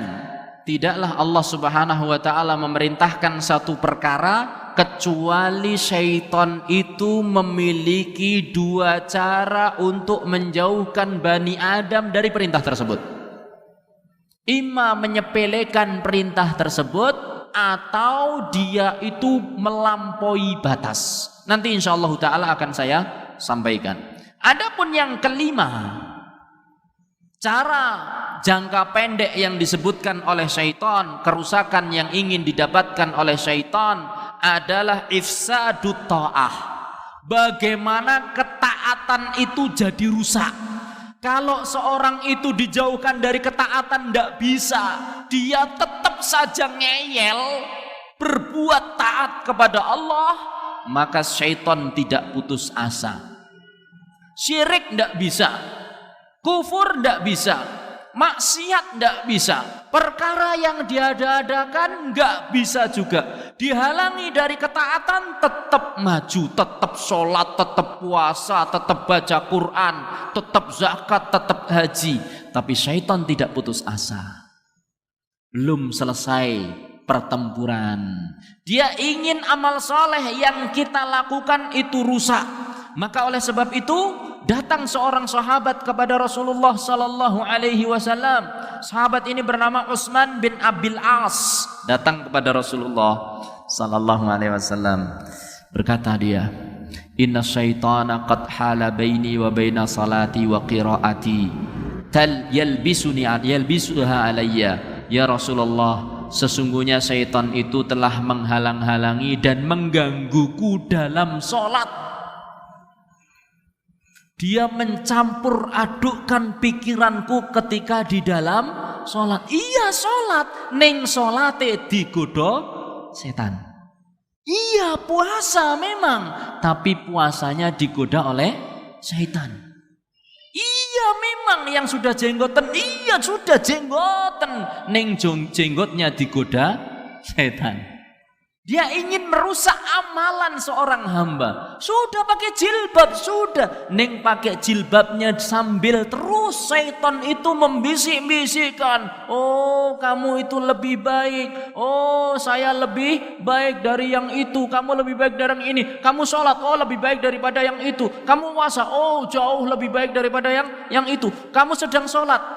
Tapi ingat itu, ingat ini, ingat itu. Hakada. Itu syaitan ingin merusak bagaimana amalan kita ini rusak. Oh kita sudah puasa, iya puasa, tapi bagaimana ingin amalan itu hancur dengan ujub lah, dengan riak lah. Ya kita baca Quran Masya Allah malam hari 5 juz, gak ada yang dengar, gak ada yang lihat, gak ada yang tahu. Sampai istri pun sedang tidur, kita baca sendirian. Ketemu di pengajian, ya, dendam sang iblis. Mas, kok ngantuk mas? Kenapa? Jenengan nggak ngantuk apa? Enggak. Ya maaf ya, tadi malam rotok lembur. Lembur apa mas? Sebetulnya saya ceritani yo malu Lah apa?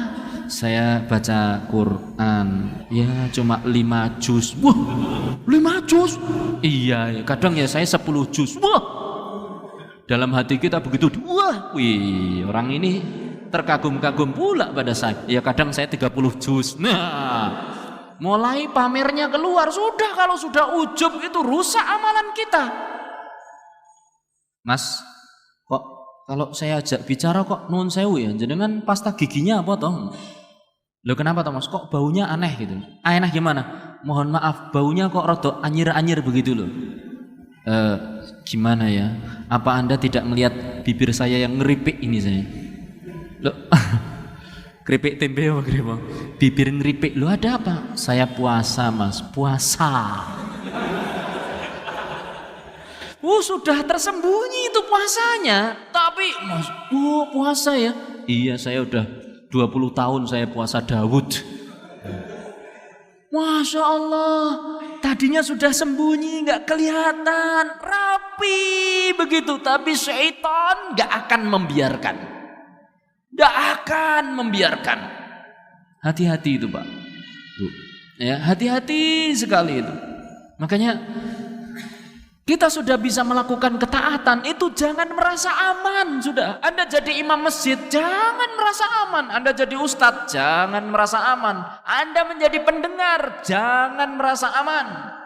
Tidak ada satupun yang boleh merasa aman. Nabi Ibrahim alaihissalatu wassalam yang akidahnya kencengnya luar biasa saja takut kalau dia terjerumus ke dalam kesalahan. Dia berdoa mohon kepada Allah Subhanahu wa taala perlindungan.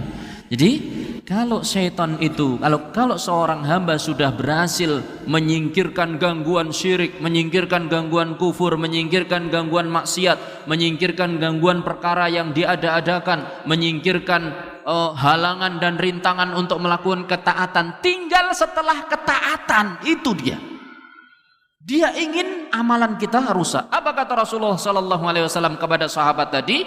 Dzalika syaitan. Itu adalah gangguan syaitan. Yuqalu lahu khinzib. Namanya khinzib. Ya, anak kita jangan dinamakan apa? Khinzib. Ya, nama syaitan. Fa idza ahsasta fata'awwadz billah. Kalau kamu merasa ada gangguan seperti itu, maka segeralah berlindung kepada Allah. Segeralah minta perlindungan kepada Allah. Pak, Bu, saya beritahu, musuh itu ada dua. Satu musuh dari kalangan manusia, orang yang memusuhi kita maksudnya. Itu ada dua. Ya. Musuh dari kalangan manusia. Allah Subhanahu wa taala mengajari kita bagaimana menghadapi musuh dari kalangan manusia. Kata Allah Subhanahu wa taala, idfa billati hiya ahsan fa idza alladhi bainaka wa bainahu adawatun ka'annahu waliyyun hamim. Maka kalau engkau, apa kata Allah Subhanahu wa taala? Balaslah kejahatan yang engkau terima dengan kebaikan.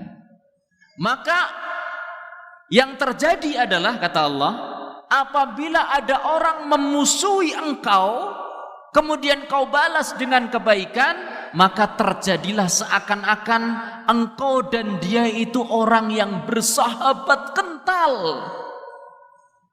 Ibaratnya kalau satu contoh gampang, Anda ditempeleng pipi kiri, maka sodorkan pipi kanan sambil ngelus-ngelus pipinya. Itu. Kalau Anda ditonjok des mukanya, serahkan dagu Anda dan pijatlah kepalanya. Iya kan? Ibaratnya begitu. Kalau Anda ditusuk, beri dia obat merah. Jangan diri Anda, beri dia obat merah, lumuri badannya dengan obat merah. Ngobati. Itu. Kalau Anda dibentak sama istri, idfa billati hiya ahsan. Jangan, Pak, Bu, hancur rumah tangga. Itu hancur itu. Tapi kalau Pak, marah-marah dia, gini, begitu kan? Apa kata Anda? Dek, Bu, jangan marah terus. Kalau marah semakin cantik loh. Bagaimana nanti hasilnya? Hasilnya dia sering marah nanti. Loh, kenapa kok ini gagal resepnya Ustaz? Kenapa? Ternyata dia sering tambah marah Ustaz. Lah ngopo? Jare ini tambah marah seru. Saya nesu, saya semakin cantik katanya. Saya pingin cantik Pak, jadi saya pingin marah-marah terus. Wah, repot ini. Kalau istri marah, jangan kita ikut marah. Kita halus. Lihat bagaimana Aisyah radhiyallahu taala anha marah pada Rasulullah sallallahu alaihi wasallam, tapi Rasulullah sallallahu alaihi wasallam tidak marah. Ketika suatu saat datang dia ada permasalahan dengan Rasulullah sallallahu alaihi wasallam. Ini satu contoh ya, kesalahan antara sesama manusia. Kemudian mereka berdua sepakat untuk mengambil penengah. Penengahnya adalah siapa? Abu Bakar. Bapak siapa? Bapak mertuanya Rasulullah sallallahu alaihi wasallam. Kemudian ya udah kita pilih Abu Bakar sebagai penengah kita. Kemudian setelah sampai di hadapan Abu Bakar, Rasulullah sallallahu alaihi wasallam tanya kepada Aisyah, "Ya Aisyah, takallamin?" "Oh, takallam." Jenengan sing matur kalian Abu Bakar nopo saya yang matur? Apa kata Aisyah? "Takallam. Takallam. Wala taqul illa haqq." Bicara saja kamu, tapi tolong jangan bohong. Aisyah. Sama siapa? Rasulullah sallallahu alaihi wasallam. Bayangkan antum. Tapi Dik, jenengan sing ngajeng matur napa kula sing ngajeng matur kalian Bapak? Jenengan sing matur. Sing apa sih? Itu loh. Apa kata perawi? Langsung Abu Bakar marah dan ditempelenglah siapa? Aisyah. Ceprot. Begitu Aisyah ditempeleng sama Abu Bakar, maka Rasulullah SAW langsung menghalangi begini. "Ya Abu Bakar, kami datang kemari bukan untuk seperti ini," katanya. "Kami datang untuk mencari jalan tengah." Karena emosi Abu Bakar radhiyallahu taala anhu, Rasulullah SAW dikatakan begitu. "Berani-beraninya kamu, ya adua nafsiha," kata Abu Bakar. "Wahai yang memusuhi dirinya sendiri." Anake dhewe diunyel-unyel. Wahai yang memusuhi dirinya sendiri, berani-berani begitu kamu bicara kepada Rasulullah sallallahu alaihi wasallam. Rasulullah SAW sudah begini, stop. Kami datang ke sini bukan untuk seperti ini gitu. Abu Bakar kemudian menahan marah, kemudian keluar. Apa kemudian kata Rasulullah sallallahu alaihi wasallam? Kalau kita mungkin ngesok aja maning-maning ya. Itu kalau kita. Tapi apa kata Rasulullah sallallahu alaihi wasallam? "Dek, lihat pahlawan." Siapa tadi? Enak tahu tak lindungi dari orang itu? Enak tahu tak lindungi dari orang itu? Ini dalam bahasa apa? Bahasa bebasnya lah. Ya, lihat, kamu sudah tak selamatkan dari orang itu, kata Rasulullah sallallahu alaihi wasallam. Sudah, setelah itu enggak jadi bertengkar. Idfa billati hiya ahsan. Kalau istri marah, suami jangan marah. Kalau suami jangan marah, istri jangan ngeladeni, diem. Itu fungsinya. Kalau sudah ceprot begini, syaitan lapor pada iblis, berhasil iblis. Sukses, oh ya sini hebat. Pisah rumah tangga, ya. Maka itu. Ini idfa billati hiya ahsan, tapi ingat Allah Subhanahu wa taala memperingatkan kita, wa imma yanzaghannaka syaitani nazghan fasta'id billah. Adapun apabila datang gangguan dari syaitan, berlindunglah kamu kepada Allah. Kata Al-Imam Ibnu Katsir, syaitan itu layak balul musana'ah walal riswah. Syaitan itu tidak bisa dibalas dengan perbuatan apa? Baik dan disogok-sogok, itu tidak bisa. Kalau tadi musuh dari manusia, ya kan? Begitu dia berbuat jahat kepada kita, kita kasih ya terus. Begitu lama-lama dia luluh juga. Ini orang dimusuhi kok malah apa? Kok malah baik pada saya. Ini orang saya ghibai lah kok malah ngasih hadiah, ya kan? Enak lo ngapa ngasih hadiah? Ya jazakallah khairah, ini hadiah dari saya. Terima kasih atas usaha Anda ngurangi dosa saya. Dihadiahi begitu, ya. Mikir dia. Tapi kalau syaitan menjerumuskan Anda tidak akan bisa lepas dari dia kecuali dengan satu jalan saja. Ta'awwad billahi minhu. Anda harus berlindung kepada Allah dari gangguan syaitan. Syaitan gak akan bisa. Begitu Anda diganggu, nuwun sewu ya, malah Anda mungkin memberikan apa? Sesajen, Mbah niki sajene ampun ganggu malih nggih Mbah. Dia malah akan semakin besar kepala, gede kepalanya. Dan itu kebiasaan orang-orang Arab jahiliyah zaman dahulu. Idza kanu yamurruna biwadin yaqulu na'udzu bi sayyidi hadzal wadi min sufaha'i qaumihi. Dia mengatakan kalau orang-orang Arab lewat di tempat-tempat yang angker, mereka mengatakan, aku berlindung kepada sing bau reksa tempat ini. Ini tipu daya ini. Tipu daya sang iblis ini, hati-hati. Kami berlindung dari yang bau reksa tempat ini supaya kami tidak diganggu oleh anak buahnya. Ini model sekarang yaitu mungkin lewat gitu ya kan, atau mungkin ya kecil-kecilan lah, mungkin ya kembang 7 rupa ya, kemudian apa engkung ya, dan yang lain-lain. Ini bahaya ini setan gak akan terima, dia malah akan semakin besar. Wa annahu kana rijalun minal insi ya'uduna birijalin minal jinni fazaduhum rahaqa. Dan adalah sekelompok orang manusia dari golongan manusia meminta tolong pada sekelompok pada kalangan jin, fazaduhum rahaqa, maka tambahlah dosa dan tambahlah rasa takut pada diri mereka. Jadi kalau orang itu nyogok setan, itu bukan kok selesai masalah, tapi malah tambah dosa dan tambah takut.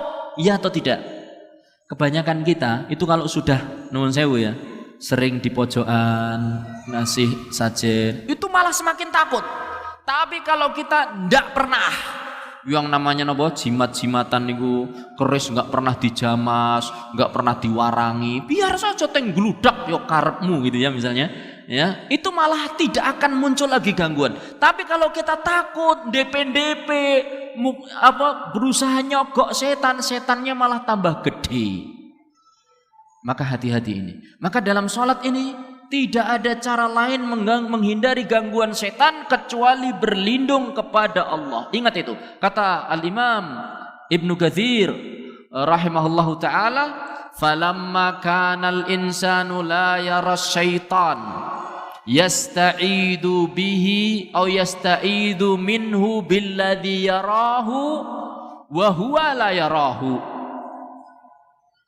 Tatkala seorang manusia diganggu oleh syaitan sementara dia tidak bisa melihat di manakah syaitan, maka manusia itu segera berlindung dari perkara yang tidak bisa dia lihat, yaitu syaitan, kepada zat Allah Subhanahu wa taala yang melihat syaitan, dan syaitan tidak bisa melihat Allah.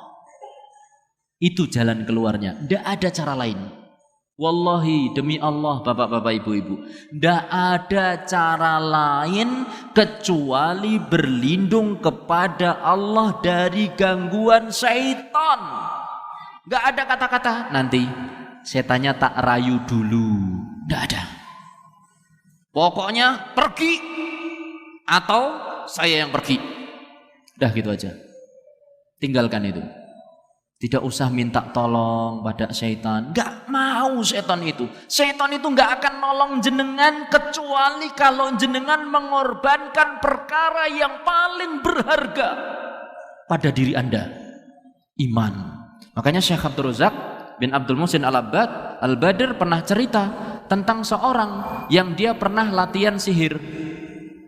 Dan dia diperintahkan oleh seorang tukang sihir ya, untuk mendatangi laut dan mengucapkan mantra-mantra tertentu, kemudian nanti akan muncul makhluk yang besar sekali dan meminta permintaan dari dia. Betul, orang itu pun akhirnya cerita langsung kepada Syekh Abdul Razak, ini orangnya, di majelis ketika Syekh Abdul Razak mengadakan pengajian tentang masalah sihir.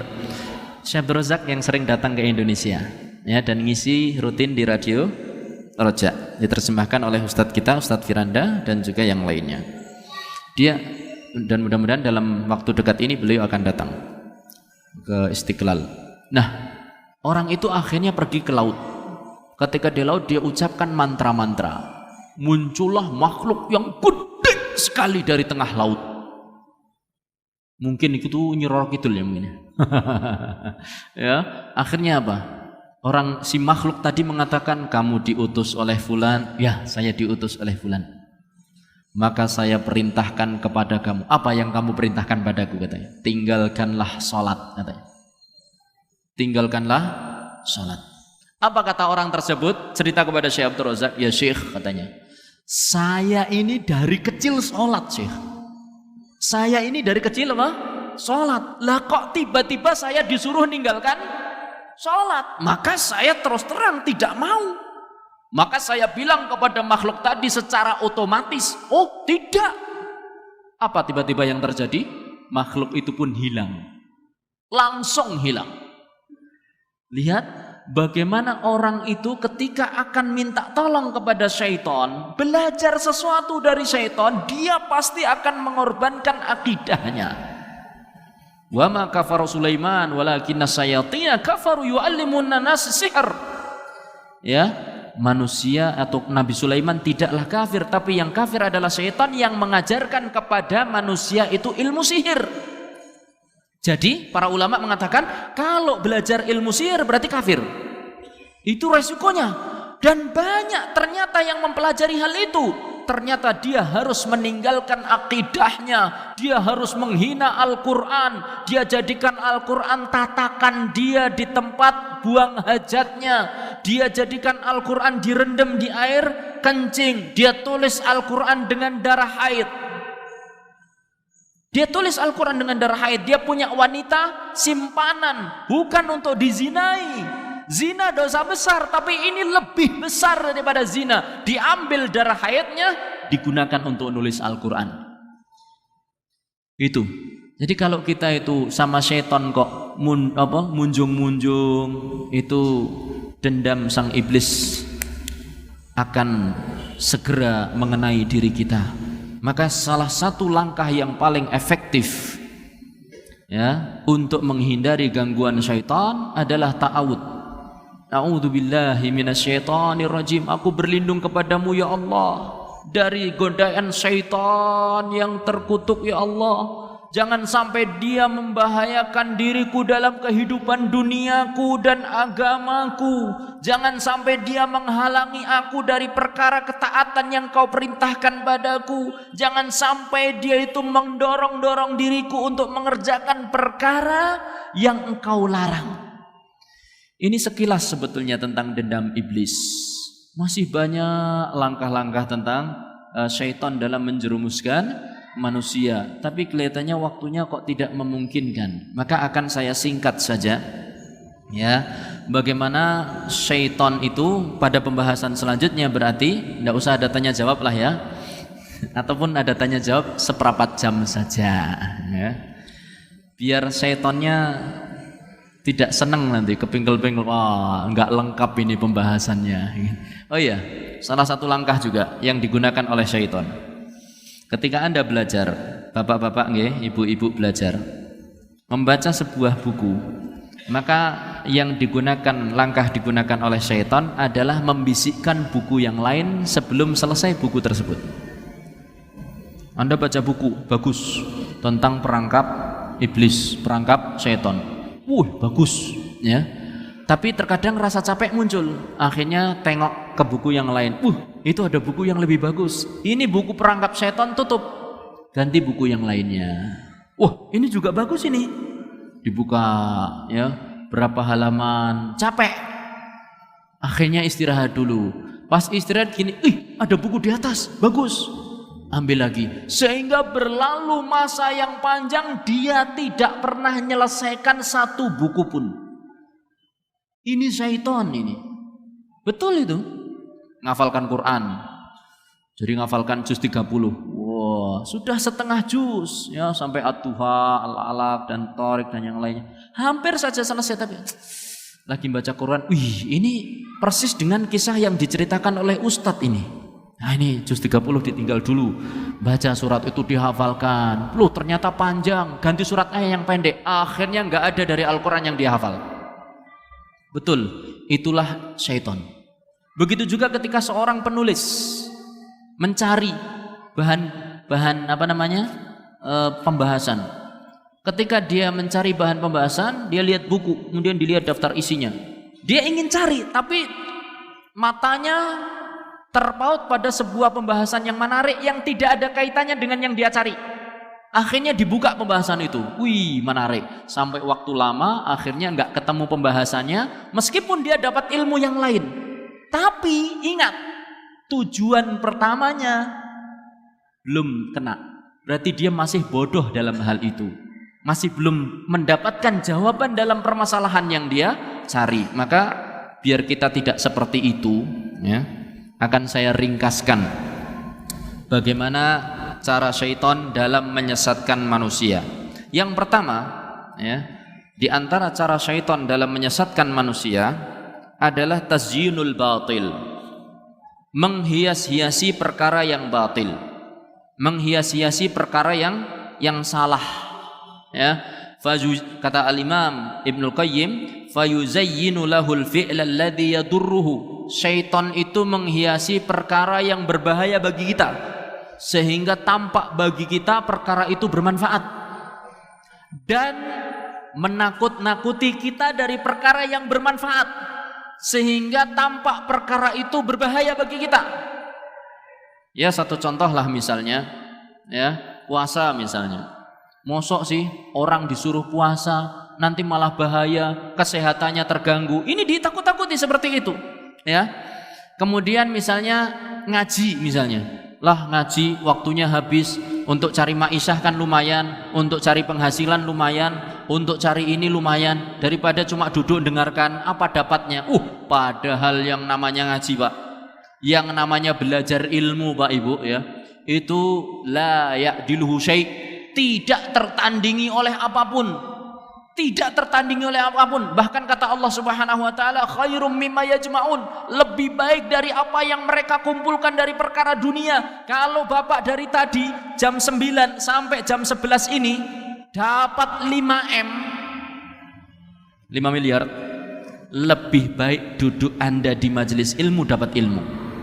Betul itu? Betul.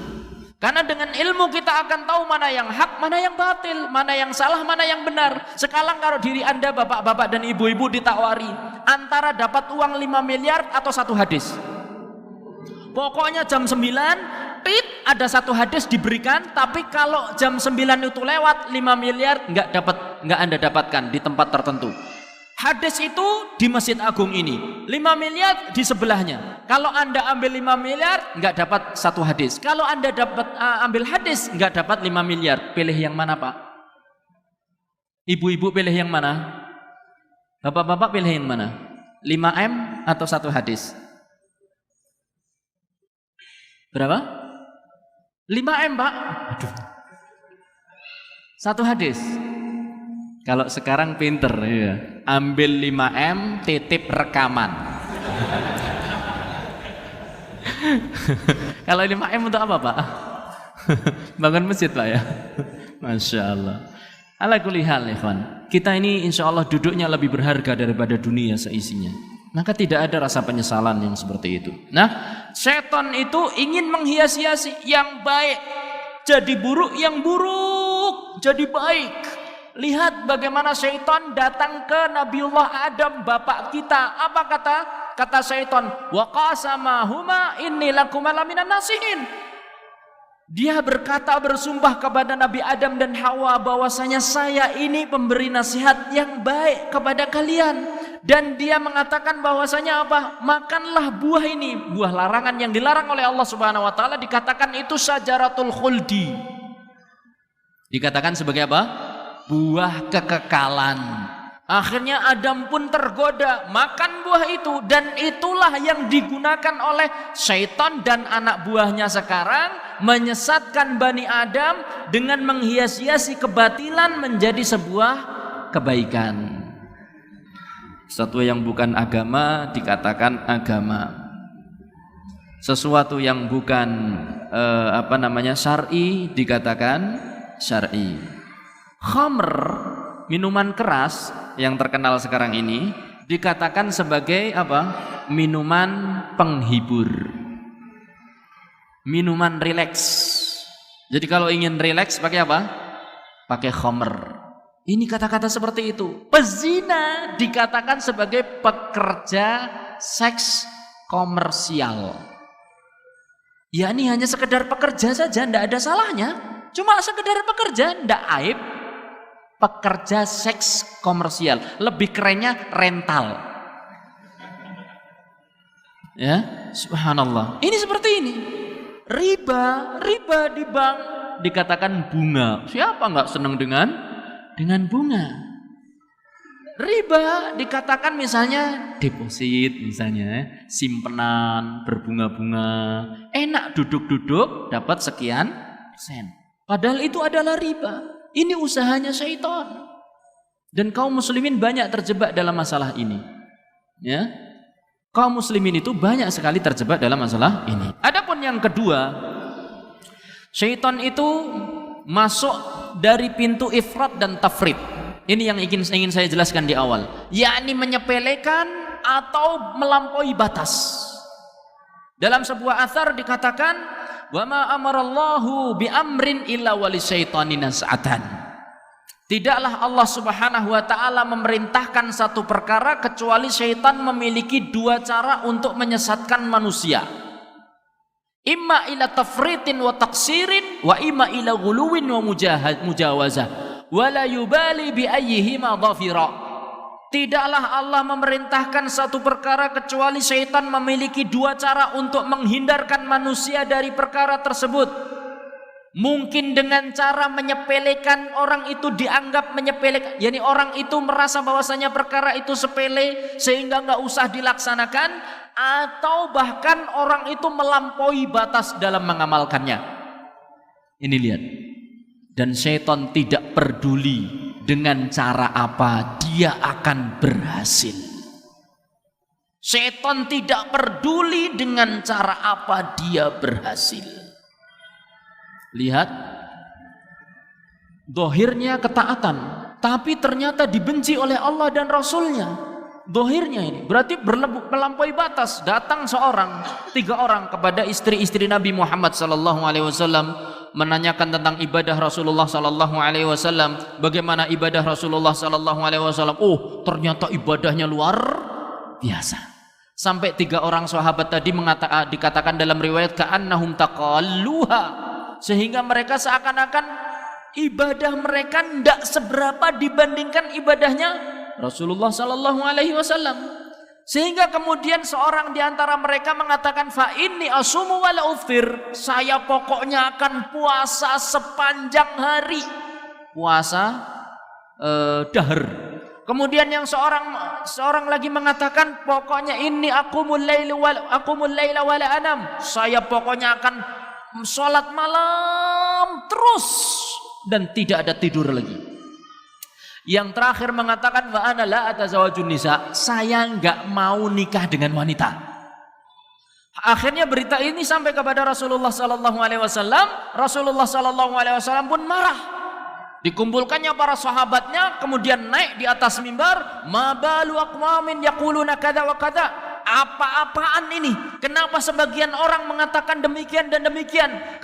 Kenapa sebagian orang mengatakan dia akan puasa terus dan tidak akan pernah berbuka, dia sholat malam terus dan tidak akan pernah tidur, dan dia tidak mau menikah dengan wanita? Kenapa demikian? Kata Rasulullah sallallahu alaihi wasallam, ala wa inni atqakum lillah wa akhsyahum lahu.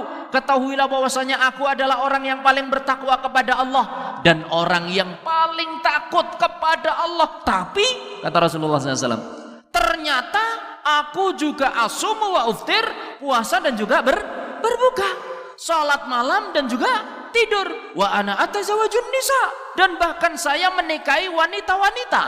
Bukan hanya sekedar apa? Wanita. Apa kata Rasulullah sallallahu alaihi wasallam? Faman raghiba an sunnati falaysa minni. Barang siapa yang membenci ajaranku, lihat, orang yang ingin menambahkan ajaran di atas ajaran Nabi sallallahu alaihi wasallam dikatakan apa? Membenci. Jadi orang yang sholat subuh 3 rakaat itu berarti benci pada ajaran Rasulullah sallallahu alaihi wasallam. Orang yang melakukan sholat isya 5 rakaat sengaja berarti dia benci pada ajaran Rasulullah sallallahu alaihi wasallam. Padahal zahirnya saya ingin bertambah syukur. Demikian. Maka hati-hati ini. Ini jalan dari syaitan. Demikian juga sebagian dibikin malas-malasan. Kalau orang itu dilihat oleh syaitan itu punya jiwa malas, ditarik-tarik. Nanti dulu. Bahkan salah satu cara cara syaitan menyesatkan manusia adalah yang selanjutnya, tasbituhu minal amalis saleh. Ini digandoli itu orang-orang itu.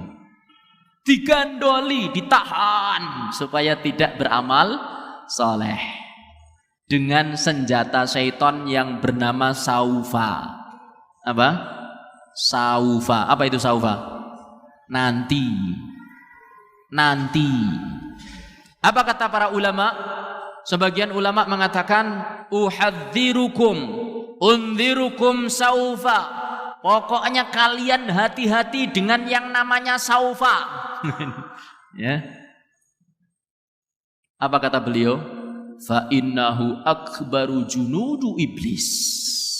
Sesungguhnya saufa adalah tentaranya iblis yang paling berbahaya. Tentaranya iblis yang paling berbahaya itu saufa. Anda sebagian mungkin di antara kaum muslimin belum bisa baca Quran. Ya, tapi masih sibuk kerja. Apa kata dia? Saya ya pingin sih sebetulnya bisa baca Quran, tapi nantilah kalau sudah pensiun. Ketika sudah pensiun, ya sebetulnya saya memang sudah pensiun, tapi nantilah kalau cucu saya sudah jadi orang semuanya. Sementara ini cucu saya masih belum jadi orang, masih gorila, simpanse. Jadi saufa terus. Ya saya sih sebetulnya ingin sedekah, tapi nunggu sehat lah, nantilah kalau sudah sehat baru sedekah. Keburu mati belum bisa baca Quran, keburu mati belum sedekah, hartanya jadi milik orang lain, harta dia cuma apa yang dia makan, apa yang dia pakai, sisanya kecil dari apa yang dia sedekahkan. Karena penyakit apa? Saufa. Nantilah saya sedekah kalau sudah punya rumah. Sedekah nunggu punya rumah. Setelah rumahnya gede magrong-magrong, nantilah kalau rumah saya sudah 2. Ketika rumahnya sudah 2, nantilah kalau rumahnya masing-masing sudah diisi, ini istri 1, ini istri 2. Ketika sudah dapat istri 1, istri 2, nanti kalau anak saya sudah banyak, sementara anak saya bebek. Jadi nggak berhenti begitu saufa, nanti. Seperti yang dikatakan oleh Al-Imam Ibnul Jauzi, banyak orang Yahudi Nasrani pingin masuk Islam, tapi sama setan dibisik saufa. Akhirnya mati dalam keadaan apa? Kafir.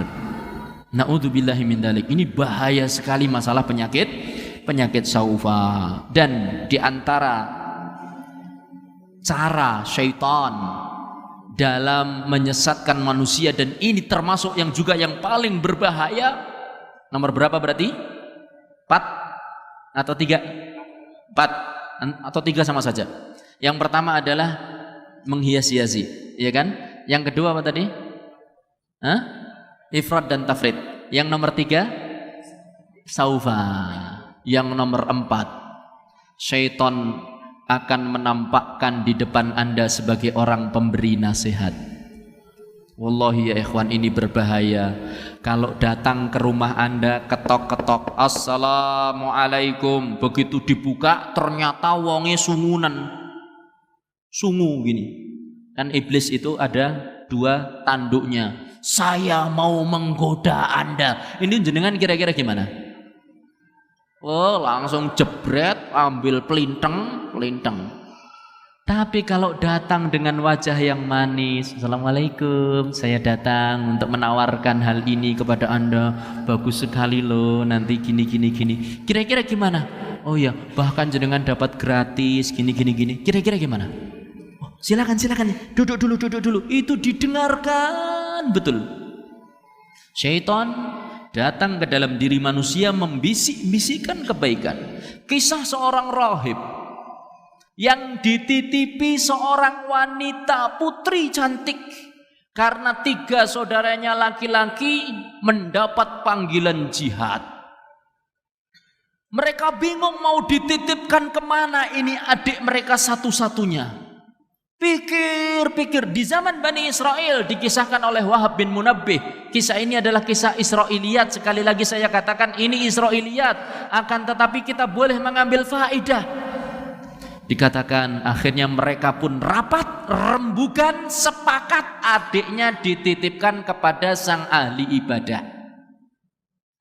Datang mereka nuwun sewu, sowan kula sepindah silaturahim. Nomor kalih biasalah gitu ya kan. Nomor 2, kami ingin menitipkan adik perempuan saya. Oh, tidak bisa. Kata sang roib, oh tidak bisa. Tapi Pak, tidak bisa. Tidak bisa. Tapi ya sudah. Akhirnya tapi dengan syarat. Bagaimana? Bikinkan rumah sendiri. Jangan gabung dengan tempat ibadah saya. Jadi ini tempat ibadah di tempat yang tinggi. Agak naik begitu. Sementara akhirnya sang putri itu, wanita, dibangunkan rumah sendiri di bawahnya. Sudah ditinggal pergi. Akhirnya apa? Tugasnya sang rahib nganter makanan. Nganternya itu Pak, tidak kok koyok tukang pos, itu ndak. Nganternya itu cuma gini. Pintu tempat ibadah dia buka kreket, makannya taruh di luar, tutup kret. Setelah itu teriak, makanan sudah siap. Sang wanita keluar dari bawah, naik sendiri ke atas. Bukan rahibnya yang turun. Naik, diambil. Itu berjalan berwaktu-waktu berzaman. Sampai kemudian setan membisikkan, Mas, Pak, apa enggak kasihan itu wanita? Keluar terlalu jauh. Nanti kalau kelihatan orang cantik, kemudian dicopet. Kok dicopet? Apa namanya? Diculik itu gimana? Oh iya ya. Nah, syaitan. Akhirnya dia berpikir, benar juga ya. Sudahlah, kamu jalan turun sedikit saja, taruh di depan pintunya, biar dia nggak terlalu banyak keluar. Lihat, bagus atau tidak? Bagus. Akhirnya sang rohib pun buka pintu, turun, taruh di depan pintu tempat tinggalnya sang wanita. Kemudian teriak dari atas, sudah siap. Sang wanita keluar dan ngambil makanan. Terus berjalan lama seperti itu. Setan kembali membisikkan. Mbok yao, dimasukkan daripada dia keluar. Masukkan makanannya, buka pintu, masukkan ke dalam rumah. Toh nanti dia tidak jadi keluar. Akhirnya betul. Dimasukkan, dia sampai dibujuk terus itu, di hatinya terjadi pergolakan antara mana yang baik dan mana yang tidak. Oh, lebih baik dimasukkan daripada dia kelihatan tangannya yang putih mulus kelihatan orang, mendingan nggak kelihatan. Kamu masukkan. Dimasukkan betul sama rohib. Sampai akhirnya sudah masukkan. Berjalan berwaktu-waktu. Kemudian mosok cuma masukkan makanan, dia ditinggal kakaknya loh. Gak ada yang ngajak bicara, gak ada yang sendau guru. Sedih barangkali dia. Ingat, kebaikan adalah memasukkan rasa bahagia ke dalam hati saudaranya. Ajaklah bicara. Betul itu. Masukkan makanan, naik ke atas. Makanan sudah sampai belum? Sudah. Gimana rasanya? Enak? Enak Pak. Terjadi percakapan dari atas dan dari dalam rumah sang wanita. Kemudian apa kata syaitan berikutnya? Ya jangan di atas begitu, enggak sopan, nanti dilihat orang, teriak-teriak kayak apa saja. Keluarlah, coba di pintu kamu, ya. Dia di pintu dia, ngobrol gitu. Jadikan suaranya lebih pelan. Akhirnya dilakukan. Datang lagi, ini berzaman, berwaktu-waktu, datang lagi syaitan. Jangan seperti itu caranya, nanti masih kedengaran orang. Masuk ahli ibadah kok di depan pintu ngobrol. Cobalah kamu dekat ke pintu dia di dalam rumah. Akhirnya betul, dia dekati pintu sang wanita, ngobrol. Apa kemudian setelah berjalan sekian lama, kata syaitan, jangan gitu, nanti kelihatan orang gak enak. Masuk saja, masuk. Di sana toh gak kelihatan. Itu lebih, dia nanti lebih tertutup, suaranya nggak kedengaran, nggak ada orang yang tahu, nggak apa-apa, ayolah masuk dia ngobrol. Terus begitu sampai akhirnya plek, pahanya mulai dipegang. Ya, yo kasihan kalau nggak pernah yo karo konco mosok rang ini gitu kan, ya kan. Akhirnya apa? Terjadilah apa yang terjadi. sampai akhirnya punya anak. Setelah punya anak, syaitan pun membisikkan, wih, nanti kalau anaknya ketahuan, bunuh saja. Loh, nanti ibunya marah. Enggak, dia malu kalau ketahuan punya anak. Bunuh saja, bunuh. Dibunuh. Setelah berlalu sekian, dia sudah beribadah terus. Setelah berlalu sekian waktu, muncul lagi, iya kalau ibunya enggak lapor. Nah, kalau lapor, mati aku. Dibisiki gitu sama syaitan. Sudah, sekarang sekalian aja bunuh-bunuh. Nanti katakan saja pada orang kakak-kakaknya, dia mati. Betul, akhirnya dibunuhlah ibunya dan dikubur. Kemudian kamu bisa beribadah, bertaubat pada Allah setelah itu. Akhirnya dibunuhlah sang wanita.